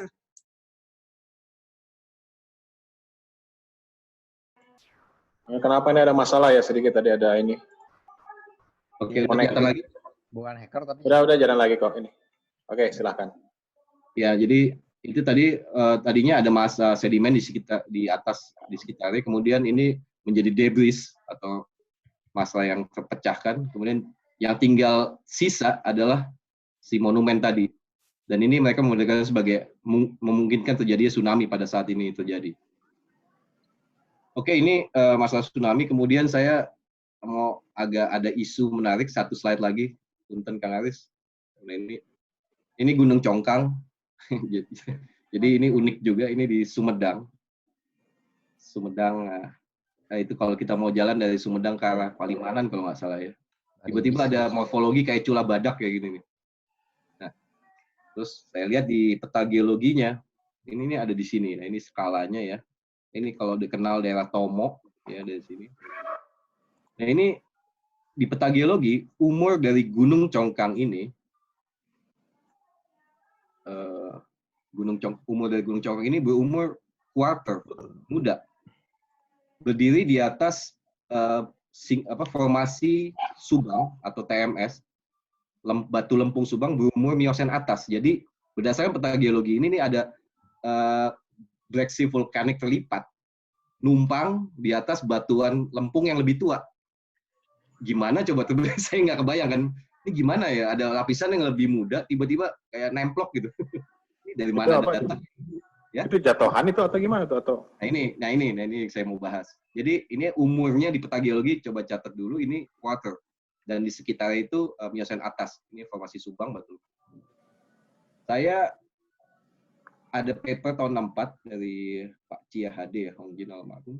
Ini saya nggak dapat papernya karena saya bacanya di dalam papernya Pak Ian, ini dosen saya yang meneliti daerah itu juga. Jadi ini beda lagi umurnya. Jadi Gunung Congkang itu merupakan bagian dari breaksi formasi Pemali berumur Miosen awal. Jauh lebih tua dari yang peta geologi. Yang mengalami perbedaan tempat akibat mekanisme longsoran atau gravity sliding. Nah, ini mungkin MTC. Yang akhirnya membentuk blok tersendiri yang menumpang di atas formasi Cidadap lagi, namanya beda lagi. Bukan formasi Subang, kalau di sini Subang, yang lebih muda atau Miosen tengah. Nah, ini umurnya beda lagi nih. Batu lempungnya sih Miosen tengah, jadi agak confused ya. Jadi si Pak Ciade itu dan Pak Cio ini menginterpretasikan bahwa ini adalah tubuh breksi yang lebih tua yang melengser secara gravitasional dan diendapkan di endapan yang lebih muda. Jadi kayak bayangin kalau di sebelah selatannya ada tinggian, tiba-tiba ini masih laut dangkal gitu ya. Ini formasi laut dangkal terus meluncur ke situ. Nah, kemudian lompat ke Pak Ian, dia meneliti beda lagi analisisnya. Umur Gunung Congkang lebih tua lagi, dia oligomiosin. Kalau Cia ini miosin awal. Ini oligomyosin lebih tua lagi. Nah, ini pengamatan lapangan. Ternyata breksi vulkaniknya Congkang yang ini ya, itu punya lapisan atau kemiringan lapisan yang sama dengan formasi Subang. Jadi interpretasinya adalah ini sih kelipatnya barengan gitu. Jadi bukan merupakan produk MTC. Cukup masuk akal dan dia memodelkannya seperti ini. Jadi tadinya ini batu breksinya itu lebih tua daripada lempungnya, terlipat, terangkat, terus terpatahkan naik. Kemudian karena proses erosional lempung lebih lemah, dia tererosi sehingga yang muncul tinggal congkangnya. Nah, kemudian saya baca lagi paper Peter Land 2008, formasi Permali ini bukan Miosen bawah seperti yang dibilang Cia, tapi benar-benar Miosen atas sampai Pliosen. Jadi ini ya mungkin secara saintifik menarik juga. Ini umurnya jadi apa ya? Kalau misalnya dia berdasarkan data biostratigrafi terakhir itu Miosen atas sampai Pliosen, dengan kata lain, umur Gunung Congkang ini relatif sama atau sedikit lebih muda daripada batuan lempung di sekitarnya. Dan kalau ada breksi tiba-tiba bayangkan pada umur yang sama, terus ada endapan lempung di laut dangkal, terus tiba-tiba ada breksi nunggal, itu ada kemungkinan juga itu melengser gitu. Kalau secara umur. Nah, makanya ini penelitian umur singkapan perlu cukup menarik. Jadi saya masih dalam tanya-tanya karena apakah ini MTC? Karena semua interpretasi umur Gunung Congkang ini berbeda. Peta geologi Cia 64, Pak Ian, sama Peter Land 2008 itu semua berbeda. Dan kalau umur berbeda, maka rekonstruksinya akan berbeda juga. Jadi sumbernya dari mana Kak CP sumbernya? Apanya Pak? Sumbernya? Dari mana itu? Sumber ini. Nah, ini selatan itu. Nah, ini kalau di peta geologi dia disamakan dengan breksi vulkanik di selatan. Dari selatan ya. Dari selatan. Ya memang kalau vulkanik emang relatif lebih ke selatan. Nanti Insinyur Denny mengunjungi situlah. Ya. Kalau udah COVID-nya selesai, Insinyur Denny Sugandi nanti datang ke situ. Itu tempat sinden Kang, kalau mau suaranya bagus ke situ Kang. Oh, tahu. Itu kliniknya. Bang Cipi. Ya. Itu yang Congkang itu apa secara dimensinya nggak terlalu kecil untuk suatu selam atau longsoran itu? Ya, bisa jadi seperti yang ini, Pak. Maaf. Ya ini. Ya seperti yang di Norway ini kan tiba-tiba dia 400 meter aja. Satu. Kayak, nah ini kan peta batimetri ini di bawah laut. Cuman dia kayak nongol sendiri gini. Nah ini mungkin nggak kayak begini. Ini tanya-tanya saya juga. Nggak terlalu kecil juga sih. Tinggiannya lumayan lah. 2 meter. Jadi ada juga kasusnya di tempat lain ya yang relatif kecil ya. Orang Sambung Pak, Jati Bungkus tuh. Mungkin. Saya belum berani menyimpulkan untuk ini. Tapi cocok lah buat geotrek kalau mau jalan-jalan sambil makan tahu Sumedang ke sini. Gitu. Itu yang sering dari kejauhan sering disebut volcanic neck ya, padahal sedimen itu ya. Iya, awalnya dianggapnya intrusi, Pak. Ini kayak karena bentuknya itu kayak intrusi. Ternyata pas dideketi itu breksi vulkanik selang-seling sama batu pasir tufaan bahkan, breksi tufaan. Dan kalau sumbernya itu yang sedang Denny teliti, kemungkinan katanya pra Ciremai. Nggak tahu ya. Iya. Oh, itu proto Ciremai. Ya. Negara Halang Pak ya, dilebarin lagi Pak. Kayaknya memang ini kalau mau jalan-jalan nggak terlalu jauh buat geotrek cocok lah. Mas ya, Sumedang ya sebenarnya sekitarnya. Sumedang. Tahunya juga luar biasa ini. Ada orang Cirebon lah itu. Nah, ini menjadi Palimanan nih, Teh. Oke, itu slide saya. Jadi ini kesimpulan. Kok saya belum copy ya? Ini Jadi kesimpulannya MTC adalah produk gravity sliding tectonic. Ini bukan produksi regional compression kayak model collision kayak di Himalaya. Singkapan Watu Parno ya jelas singkapan geologi kelas dunia. Perlu ditambahkan yang ditemukan oleh Geotrack yang dapat dijadikan model penelitian MTC. MTC di Selat Makassar Selatan kemudian tidak memicu tsunami. Namun apabila terjadi lagi dapat mengakibatkan kerusakan konstruksi bila ada di laut dalam. Kemudian sebagian besar MTC didominasi sedimen plastik halus yang tidak baik sebagai reservoir atau shale ya. Namun ada beberapa MTC yang terbukti menjadi lapan migas seperti debris karbonat lapangan bumi.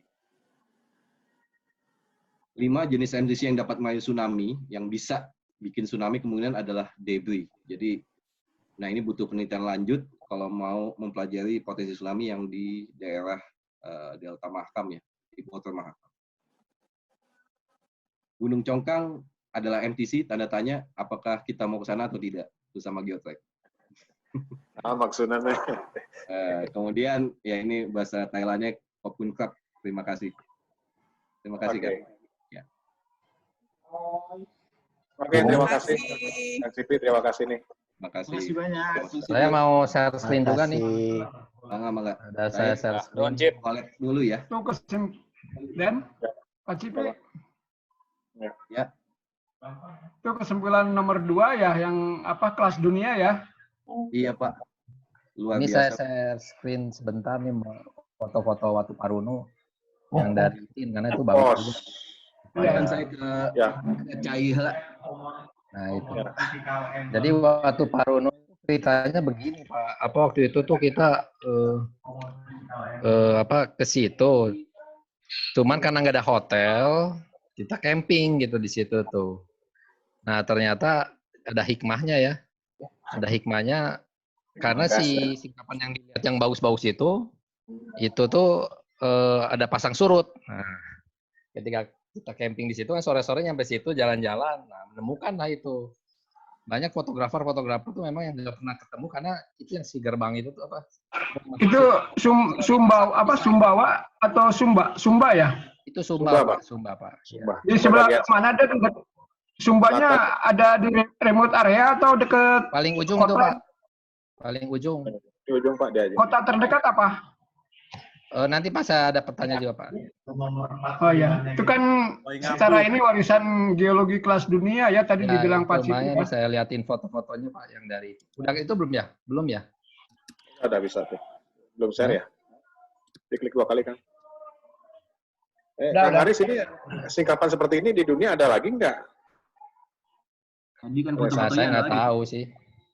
Tadi kan fotonya ada beberapa. Ini fotografernya ya. Jadi mengabadikan. Sebenarnya teman-teman yang lain juga banyak gitu. Tapi Itin waktu itu dia nggak ikut kelasnya Awang. Dia motret. Ini Mas Aryo bentar kita lihat. Nah ini nih. Orang tuh biasanya motret cuma sampai sini aja. Karena sebelah satu itu pasang. Pas kita sore-sore jam 4, itu udah agak surut gitu. Waktu itu saya tanya nelayan, ini ada pasang ya Pak? Iya gitu. Nah setelah kita masuk, barulah foto-foto. Nah biasanya yang jadi ikon itu cuma ini aja gitu. Lihat si gerbang ini. Nah tapi kalau kita lanjutin, nah ini kan ini lagi surut nih. Lagi surut. Ini juga masih masih istilahnya di sebelah tempat kita campingnya. Nggak kelihatan, Kang. Diklik. Nggak kelihatan? Hah? Diklik. Kayaknya Windows yang di-share beda deh. Oh gitu ya? Iya. Jangan di screenshot, Kang. Bentar. Jangan di screenshot. Hah? Naon sih, Kang Arya? Oh nggak kelihatan ya? Ada yang nggak bisa screenshot soalnya. Haris tutup lagi. Stop share dulu, sorry. Oke. Ini di preview dulu baru di share. Iya. Ini di preview dulu. Susah kalau ketua kelasnya gaptek. Nah, ini kok. Tapi ini singkapan yang seperti Watu Parno ada nggak di tempat lain, Bang? Di dunia lain, di negara lain? Itu tadi ada foto-foto saya kan beberapa di Irlandia, di New Zealand. Nah ini udah ya? Nah, udah ya? Lumayan gede. Nah ini nih maksud saya tuh sini orang tuh biasanya mau sampai sini aja karena kalau lagi pasang ini kan ketutup nih yang di sini tuh. Nah, barulah kita ke belakang ini. Ini foto-foto Itin semua ya, bukan foto saya. Nah, ini justru Watu Parunu itu dari sini asal namanya. Jadi Watu Parunu itu artinya ada batu yang bolong dan ada di atasnya ada yang bikin arc gitu. Itu artinya Watu Parunu. Iya. Nah, ini pas kita baru lewat kan, Pak ya? Ini baru lewat, udah mulai. Iya, baru lewat. Ujung yang dekat gerbang tadi lah, kita sebut gerbang. Nah, ini yang gerbang tadi itu kan tadi ini kan. Nah, orang itu memang agak susah kesini tuh pasang gitu. Biasanya kalau orang wisata kan siang tuh. Kalau siang justru ini tertutup gitu. Tapi kalau sore dan pagi dia biasanya pasang seluruh. Jadi untungnya kita camping di sana ya, Kang ya? Iya. Walaupun nggak ada air. Nggak ada budget buat hotel. Tapi memang nggak ada hotel juga situ. Nggak ada hotel. Nah, ini ada penginap, ada rumah penduduk, sebenarnya enak di situ. Nah, ini yang tadi sebut Cip, ini orangnya kecil-kecil tuh segini ya. Betul. Nah, ini mulai pasang ini kan, nih mulai pasang nih airnya gini. Yang foto keceburnya ada kan? Nggak ada kan, menyelamatkan kamera. Nah, ini yang udah agak jauh ya Pak ya, yang ini, yang di sini udah agak jauh. Ya, itu secara keseluruhan. Kita juga lihat nih, pawon kejauhan nih. Nah, ini udah apain sih, Tin? Udah diwarna-warni ya? Saya nggak tahu ini motretnya di mana. Agak terbatas juga ya untuk melihat ini ya, dengan adanya pasang itu ya. Iya, itu Pak Oman. Jadi kalau ingin lihat ini, memang kita harus camping. Yang ini pakai iPhone yang itu loh, yang di panorama. Oh iya, panorama ya. Saya belum punya iPhone waktu itu. Sekarang udah, Kang? Belum. Nah, jadi ini belum foto dari Tinjung juga kan, ada kan, dari Santi juga banyak. Iya, panjang singkapan ini. Bagus. Nah, ini yang udah ujung banget ini ya? Iya. Iya. Ini udah ujung banget dan kita nggak lanjutkan kan? Enggak, masih lanjut dikit lagi kalau ya, ada ke sana lagi. Masih lanjut. Masih lanjut. Ini masih yang hampir tenggelam. Nah, ini Medi ini ya, Medi, Dian masih kelihatan. Nggak kelihatan. Kang Redo. Ya, Medi, Dian sama satu lagi nggak tahu siapa. Kang Redo. Ya. Ini yang ujung-ujung ya. Nah, ini yang ujung. Ya, ini yang ujung. Ujung banget. Itu tidak selaras itu ya, digenapkannya. Nah, ini kan lihat nih. Nah, ini bisa naik ke atas kalau ada tangga. Ke atas bukit. Ini juga kan. Nah, ini yang di dalamnya ini kan, ada dalamnya kita berada di dalam lipatan itu. Blok truss. Nah, ini malam-malam nih. Jadi sudah selesai. Yang jogetnya mana? Oh, enggak ada. Itulah, entok kata mau joget entok. Hah? Ini skip aja udah jelek. Sudah ya? Nah, jadi itu cerita Watu Parunu tuh memang betul itu, menurut Pak Awang juga itu harus direservasi ya. Karena memang ya itu masuk Seven Wonders of Sumba sih. Saya ingin share 4 slide ya untuk melihat dimensi Watu Parunu itu juga besar. Kalau saya bandingkan dengan yang tadi contoh Makassar Strait kan itu gede ya, Cip ya. Besar Pak. 1,5 kilo. Watu Parunu kan sebenarnya kecil ya. Kita juga sepelemparan batu aja selesai gitu dijalani. Tapi sebenarnya itu hanya yang tersingkap. Nah, saya ingin tunjukkan ada 4 slide yang menunjukkan itu juga gede sebenarnya. Hanya sebagian tenggelam. Coba saya share dulu ya. Ya, udah jadi host Pak, udah silakan bisa share. Iya. Kang Aris, nanti penilaian terakhir ya, Kang Sipin lulus atau enggak ya? Ampun, Kang. Udah bisa ngeliat kawan-kawan ini? Udah, Pak. Udah, Pak. Oke. Nah, ini nih. Ini Sumba nih ya. Ini Sumba. Yang kita lihat di Watu Parunu itu hanya kecil di sini sebenarnya. Nah, sebenarnya yang tadi disebut sama Cipi, sebenarnya dari tahun 90-an pun sudah ada penelitian soal MTC di Sumba. Fortuin, kebetulan Fortuin juga dapat S3-nya di sana di Sumba. Nah, dia itu melihat mass transport kompleks yang di jalan antara dari Waingapu ke Watu Parunu. Waktu kita lewat ke sana, itu singkapannya udah jelek sekali gitu. Di tebing bukit memang ada masih kelihatan trusting seperti itu.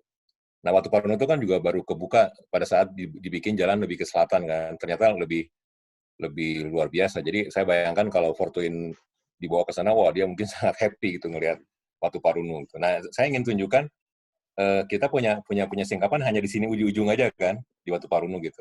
Tetapi sebenarnya itu besar sekali karena kelihatannya sliding si subsidence itu dipicu oleh pembentukan ini nih, si sawu basin ini ya. Di sini kita punya sawu basin yang ini nih, ya, yang sangat dalam dan semua terangkat tenggelam. Ada hal yang menarik gitu. Ya, nah ini ada beberapa publikasi yang saya ambil.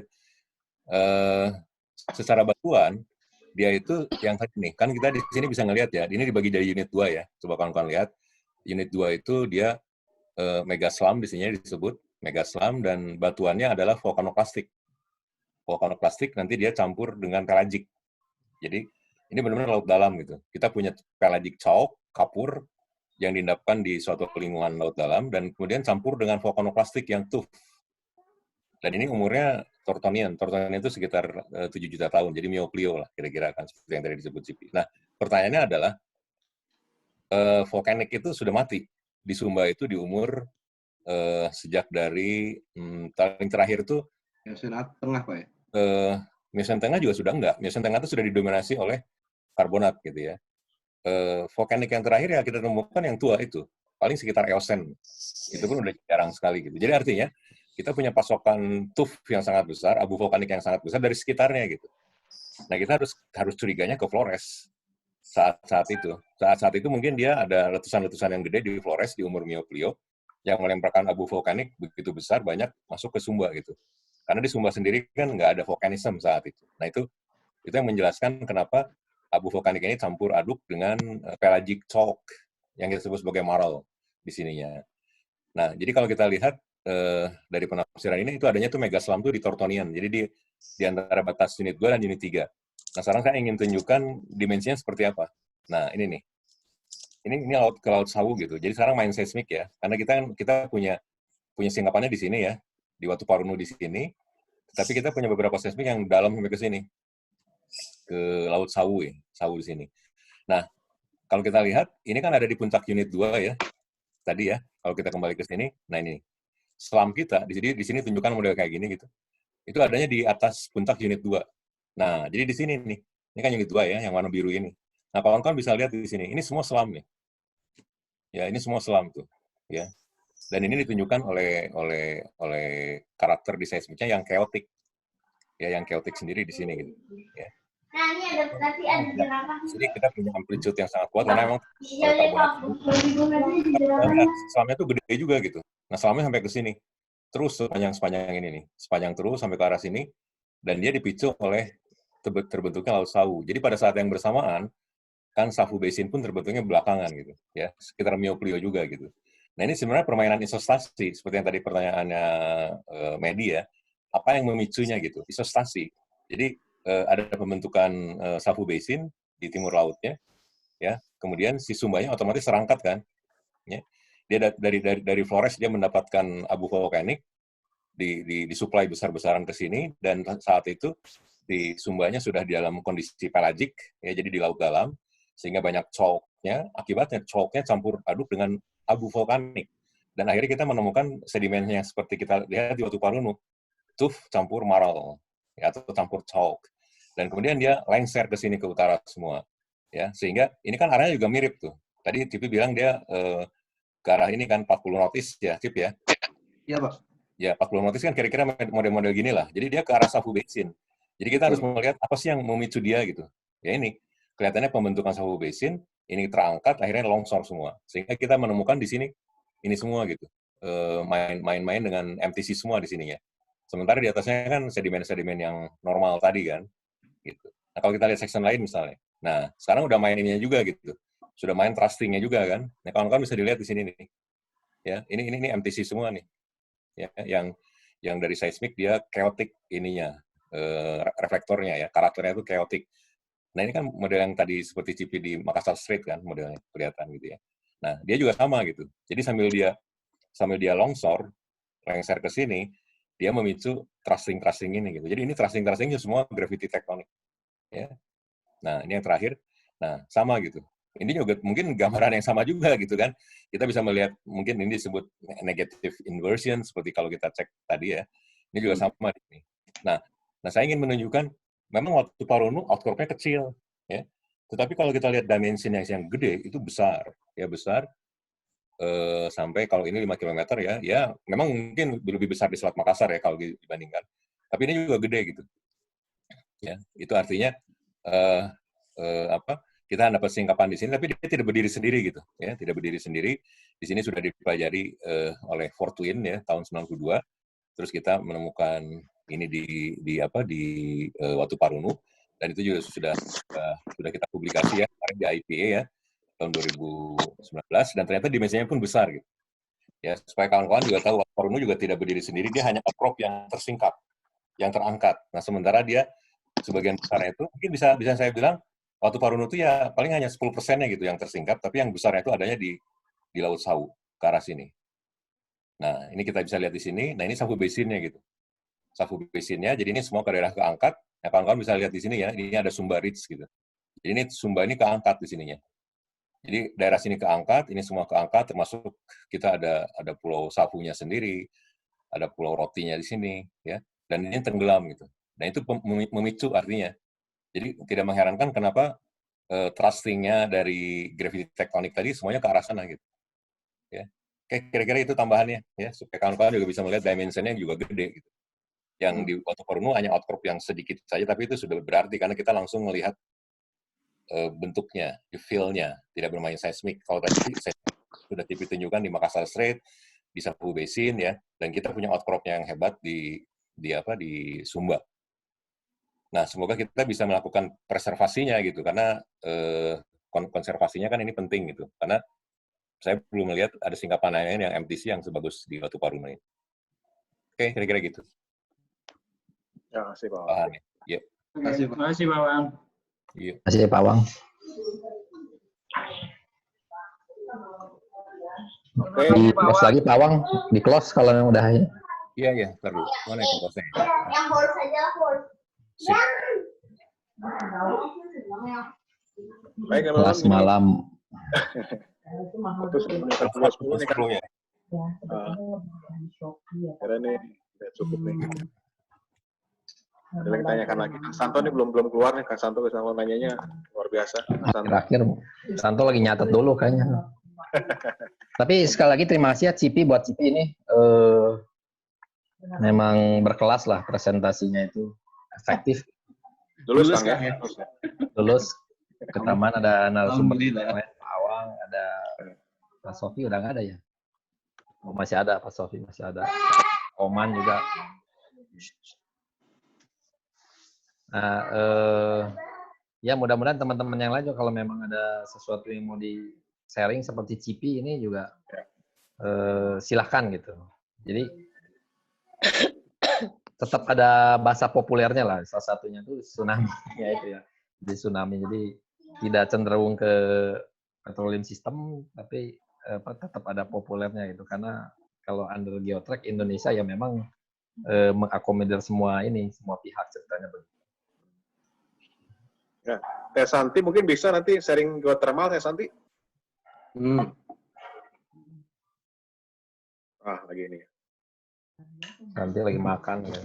Lagi makan. Saya kira nggak ada lagi ya, Kang ya. Cukup ya malam ini. Ya. Baik, Kang Cipi, terima kasih nih, luar biasa ya presentasinya. Pak Awang juga terima kasih tadi menambahkan teman-teman yang lainnya. Kang Arya juga biasa kopinya belum meluncur kan kopinya? Iya, mana kopinya Foto bersama dulu atuh. Ya, foto bersama. Mana Mas Arya, kopinya mana Udah nih. Oke, foto bersama dulu, siapa yang mau videoin biar aku capture. Siapa di ya. Yang mau lihat mukanya. Sudah siap nih. Oke. Siap. Oke, 1, 2, 3. Ulang lagi. 1, 2, 3. Dah. Oke, sip. Terima kasih teman-teman semuanya. Kang Aris nggak ada pemberitaan lagi? Nggak ada, saya nggak tahu Fajar ada ini. Fajar? Nggak apa-apa, udah ditutup kan? Oh, udah. Yes. Kalau udah ditutup, forum santai. Oh, forum santai. Udah. Setelah kelas malam ya. Yuk, sharing tuh. Ya. Kabur tuh. Ini Pak Fajar. Oh, Fajar. Ya, Paman. Sehat ya. Ini Cip, yo, makasih ya. Ditunggu Selasa ya Pak Oman ya? Iya, insya Allah. Bandung ya, Mageti ya? Ya, tanggal 11 biasa, Pak Oman tanggal 12 nih. Ini saya mau nanya nih, Cip. Itu kaitannya dengan yang tsunami. Jadi tsunami yang potensi tsunami di KN ya. Itu kan yang dari papernya Breckenridge yang baru ya. April 2020. Papernya Breckenridge yang dari Edinburgh University. Iya. Ya, Inggris. ada sih papernya dari saya kalau mau sharing ya, bisa saya tampilin. Jadi dia memang bilang bahwa MTC ini ada kemungkinan bisa mengakibatkan tsunami ya ke daerah IKN yang baru. Hanya memang dia bilang dalam papernya itu tidak ada evidence bahwa sebelumnya ada tsunami di daerah Balikpapan dan sekitarnya kan ya. Mungkin seperti itu. Tapi kalau kita jeli melihat sejarah, itu sebenarnya tahun 1969 tuh ada tsunami di daerah ini kan apa Majene ya 69 Majene itu ada hikayat sejarahnya sehingga sebenarnya orang-orang Majene ini pindahan dari Mandar yang tahun 67 juga kena tsunami sebenarnya. Nah ini kan harusnya source-nya dari Selat Makassar, Cip. Punya record itu bisa nggak itu dari debrisnya Makassar atau ada faktor lain untuk masalah tsunami yang pernah terjadi di daerah Majene tahun 69, Cip. Ya kalau udah Sulawesi kayaknya agak beda ya. Mungkin Pak Om bisa namain. Jadi kayaknya udah sistem Sulawesi nih. Karena dari Sulawesi juga kalau yang saya pelajari itu kan modelnya dia datangnya dari barat kan. Nah kalau Sulawesi itu mungkin karena sangat aktifnya Sulawesi, tektoniknya jauh lebih aktif. Nah itu bukan tidak mungkin ada tsunami seperti Palu misalnya kan. Bahkan yang bukan sesar naik aja bisa menyebabkan tsunami gitu. Nah kalau Majene bukan nggak mungkin gitu. Tapi mungkin agak beda lagi sama sistemnya Kalimantan. Mungkin datang material longsorannya mungkin dari timur. Mungkin Pak Wang bisa nambahin, Pak. Ya, oke. Waktu gempa Palu kemarin yang tadi Cip tunjukkan ya 28 September 2018, itu juga kena kan, Majene Mandar juga kena gitu beberapa. Kemudian Balikpapan juga ada kena sedikit riak-riak. Saya tanya teman-teman Balikpapan karena kebetulan waktu itu waktu seminggu habis tsunami itu saya pas kebetulan ngajar di Pertamina Balikpapan gitu. Terus tanya ke teman-teman, ada sedikit naik katanya pantainya ya waktu karena kan gede banget gitu. Nah, tapi itu udah dengan sistem yang lain gitu. Jadi bukan karena MTC longsoran di Selat Makassar. Bahkan ini karena Palunya begitu besar jadi dia entah ikut lain. Jadi karena begitu besar ininya gempanya kemana-mana gitu rambatannya, tapi kecil sekali gitu ya. Nah saya pikir kalau yang Majene dan Mandar itu lebih ke efek lokal baik di depannya karena kalau kita cek data seismik gitu ya di laut dalamnya sebelah Sulawesi itu di Mandar itu Mandar dan Majene itu ada sesar-sesar yang tembus sampai ke dasar laut, artinya dia sesar-sesar baru, sesar naik gitu ya. Tapi saya yakin bukan longsoran yang tadi Cipi ceritakan di Selat Makassar terus dia bikin tsunami ke Mandar dan Majene. Tapi itu lebih ke efek lokal. Entah dari sesar naik, entah mungkin ada longsoran-longsoran sekitar itu gitu. Nah, saya juga sekalian ngomentarin yang tadi itu yang paper Edinburgh saya juga udah pernah baca juga gitu ya. Jadi itu memang masih bisa diperdebatkan lah ya. Kalau saya melihatnya seperti yang tadi Pak Sofi tunjukkan gitu. Artinya itu terlalu jauh arahnya ya. Kita tuh punya paparan yang sampai 100 km lebarnya gitu antara Teluk Balikpapan atau mau masuk ke kota ke calon IKN gitu ya. Terus kalau kita punya longsoran, terus juga bayangkan ya, Selat Makassar itu kan gede banget gitu areanya ya. Jadi kalau kita punya longsoran yang besar, apalagi kalau longsoran sistem yang tadi Cipi terangkan, MTC aja yang coherent, bukan debris gitu ya. Karena kan yang namanya geologi kan the present is the key to the past gitu, atau the past is key to the future kan. Kita nggak ada gitu. Atau sedikit sekali ya seperti Cipi tadi ditemukan debris itu hampir nggak ada gitu. Banyaknya selamat. Jadi dia timingnya hanya pelan-pelan gitu. Itu sedimen-sedimen biasa saja gitu. Nggak ada debris yang begitu besar sehingga bisa, walaupun ada yang gede gitu kan kita harus melihat kolom-kolomnya itu kan begitu besarnya si Selat Makassar itu. Terus walaupun misalnya ada suatu tiba-tiba masa begitu besar masuk ke Selat Makassar, dia butuh berapa banyak si run up-nya tsunami itu tahan sampai 100 km jalan terus gitu. Kalau kita melihat run up yang sudah ada dan jarak longsoran yang sudah terjadi itu nggak terlalu sampai 100 km lewat gitu, enggak. Paling jauh juga mungkin kayak kasus Krakatau gitu ya. Krakatau mungkin paling maksimal juga 40 km, itu kan dibantu oleh air. Nah, kalau Kalimantan terlalu jauh, dia harus lewat shelf yang 100 km jaraknya. Terus juga kita bisa melihat ada suatu blok yang anjlok ya, dari kedalaman 200 meter di shelf, masuk ke 2000 meter di abyssalnya gitu, atau di daerah di daerah slope-nya ya. Nah, kolom lautnya sendiri itu ada pergantian antara depth batimetri 2000 meter ke batimetri 200 meter gitu. Nah, saya pikir saya sih bisa melihat banyak efek pelemahan.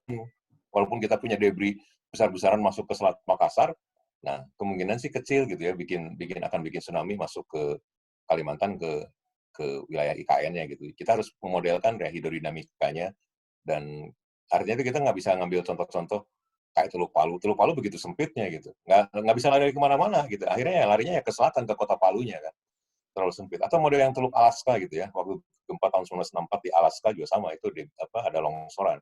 Tapi kan nggak jauh juga gitu. Atau yang tadi saya terangkan di tadi siang ya, di Teluk Maumere gitu kan, itu kan teluk juga gitu, lokal gitu ya, lokal efeknya gitu. Nah, itu nggak bisa dibandingkan dengan Selat Makassar yang begitu besar. Jadi kalau saya sih melihatnya, kalau saya boleh lihat ya, problem tsunami di IKN itu bukan problem gitu. Yang lebih bahaya itu adalah air tanah. Mungkin ini Kang Fajar bisa lebih meneliti soal itu gitu, dibandingkan geohazard dari tsunami, atau apalagi gempa kecil sekali. Jadi gempa, tsunami kecil kemungkinan. Malah yang lebih lihat itu ya tuh keberadaan air tanah cukup nggak. Nah, itu yang harus lebih dilihat gitu dibandingkan hazard tsunami. Kira-kira gitu kalau dari saya. Ya, mantap. Ya, makasih Pak Wang. Ya, jadi air tanah juga chapter sendiri sih sebenarnya Pak Wang. Jadi ada beberapa chapter yang memang mau didiskusikan di daerah IKN ya. Yang memang lagi menunggu dari Bappenasnya Pak. Karena memang sekarang kan pelaksananya Bappenas, dan Bappenas juga konsultannya beda ya Pak Wang ya. Dia tidak pakai konsultan Indonesia yang saya tahu seperti itu. Jadi memang kita menunggu kapan bisa diskusi. Cuman sambil mendiskusikan ini, sebelum waktunya diskusi kan kita harus menyiapkan materi dan argumen-argumennya. Jadi semua possibility yang lagi dibahas. Kebetulan Cipi lagi bahas dengan bagus ya di model ini. Ya saya juga setuju Pak, terlalu lebar ya kalau saya bicara Selat Makassar. Tapi kan probability harus kita lihat ya Pak Wang ya. Kan nggak bisa ditutup semua kemungkinan yang ada. Oke, mungkin silakan kalau ada yang lain nih Pak Ma'ruf nih. Yup, ayo baca tuh, Yup. Nanya Yup. Ayub nih. Ayo. Dokter, euy. Pura-pura mati tuh mic-nya tuh. Pura-pura mati. Jabrik bisa rambut. Lupa. Katanya kan boleh nanya, ya udahlah. Undung. Itu Yup, wisata Nias Yup, kan di situ lu. Kamu kan belajar itu di Ark Basin. Ya, Prismasi, Nias, wisata di Nias tuh. Siapa tahu Geotrack mau ke Nias, singkapan apa yang harus didatengin. Gitu. Belum pernah ke Nias, Cip. Lah. Aduh, bisa. Ya lah, ditunggulah. Paris berapa tahun ke Nias belum? Ayo, keren tuh Nias tuh, yuk. Cobain. Ya, udah ke Congkang heula we. Nah, eta.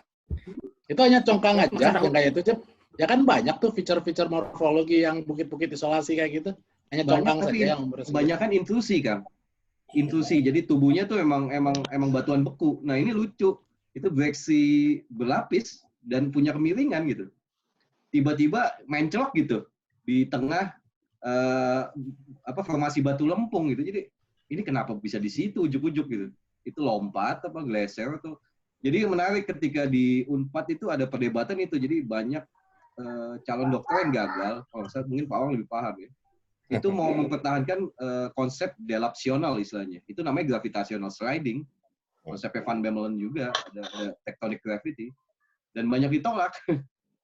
Nah, itu tahun 64 itu Pak CHD itu udah bilang itu gravitational sliding. Pak Ian bilang itu bukan. Jadi dan secara umum saya tunjukkan juga ini beda-beda pisan, peta geologi beda, Cia beda, Pak Ian beda, kemudian Peter Land beda. Jadi ini belum firm sebetulnya fenomena itu. Tapi emang ya nggak ada implikasinya, cuman menariknya secara geologi itu kenapa tiba-tiba nongkrong di situ itu Cula Badak. Nanti kalau mau ke Baribis mungkin. Ya, kan ada rencana Baribis entah kapan gitu ya. Itu bisa jadi satu paket lah. Gunung Congkang, Baribis, terus Gunung Bromo. Yang ada oil ship-nya kan menarik semua itu. Iya itu menarik. Sambil tahu Sumedang gitu kan. Bisa nih tahu Sumedang tuh. Harus lah. Sambil dibor kali ya Cip ya, nggak ada ngebor ya daerah situ ya. Cuma ada yang ngebor ya. Nggak ada. Bukan daerah eksplorasi dulu, saya pelajari eksplorasi migas di situ. Pernah ke Cipi Bogor. Bogor Basin pernah itu Cipi. Iya, paper pertama saya sama Pak Awang.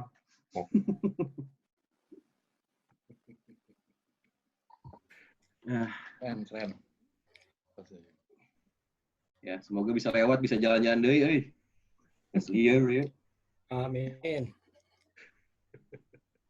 Oke, gimana ini? Aris? Kayaknya cukup aja Pak ya? Cukup ya, oke. Nah, ini kayaknya udah cukup malam nih Pak, udah hampir jam 11. 10-17. Oke, ya tuh. Ini kemana sih Kang Aris ya? Saya bulbet nih. Paman, terima kasih ya Paman. Paman. Oke, yuk ya. Sampai jumpa lagi ya. Pak Wang, terima kasih. Kang Cipi, terima kasih Kang Cipi. Oke. Semuanya. Terima kasih. Kami. Ketemu lagi ya. Yuk, makasih. Oke. Sehat ya.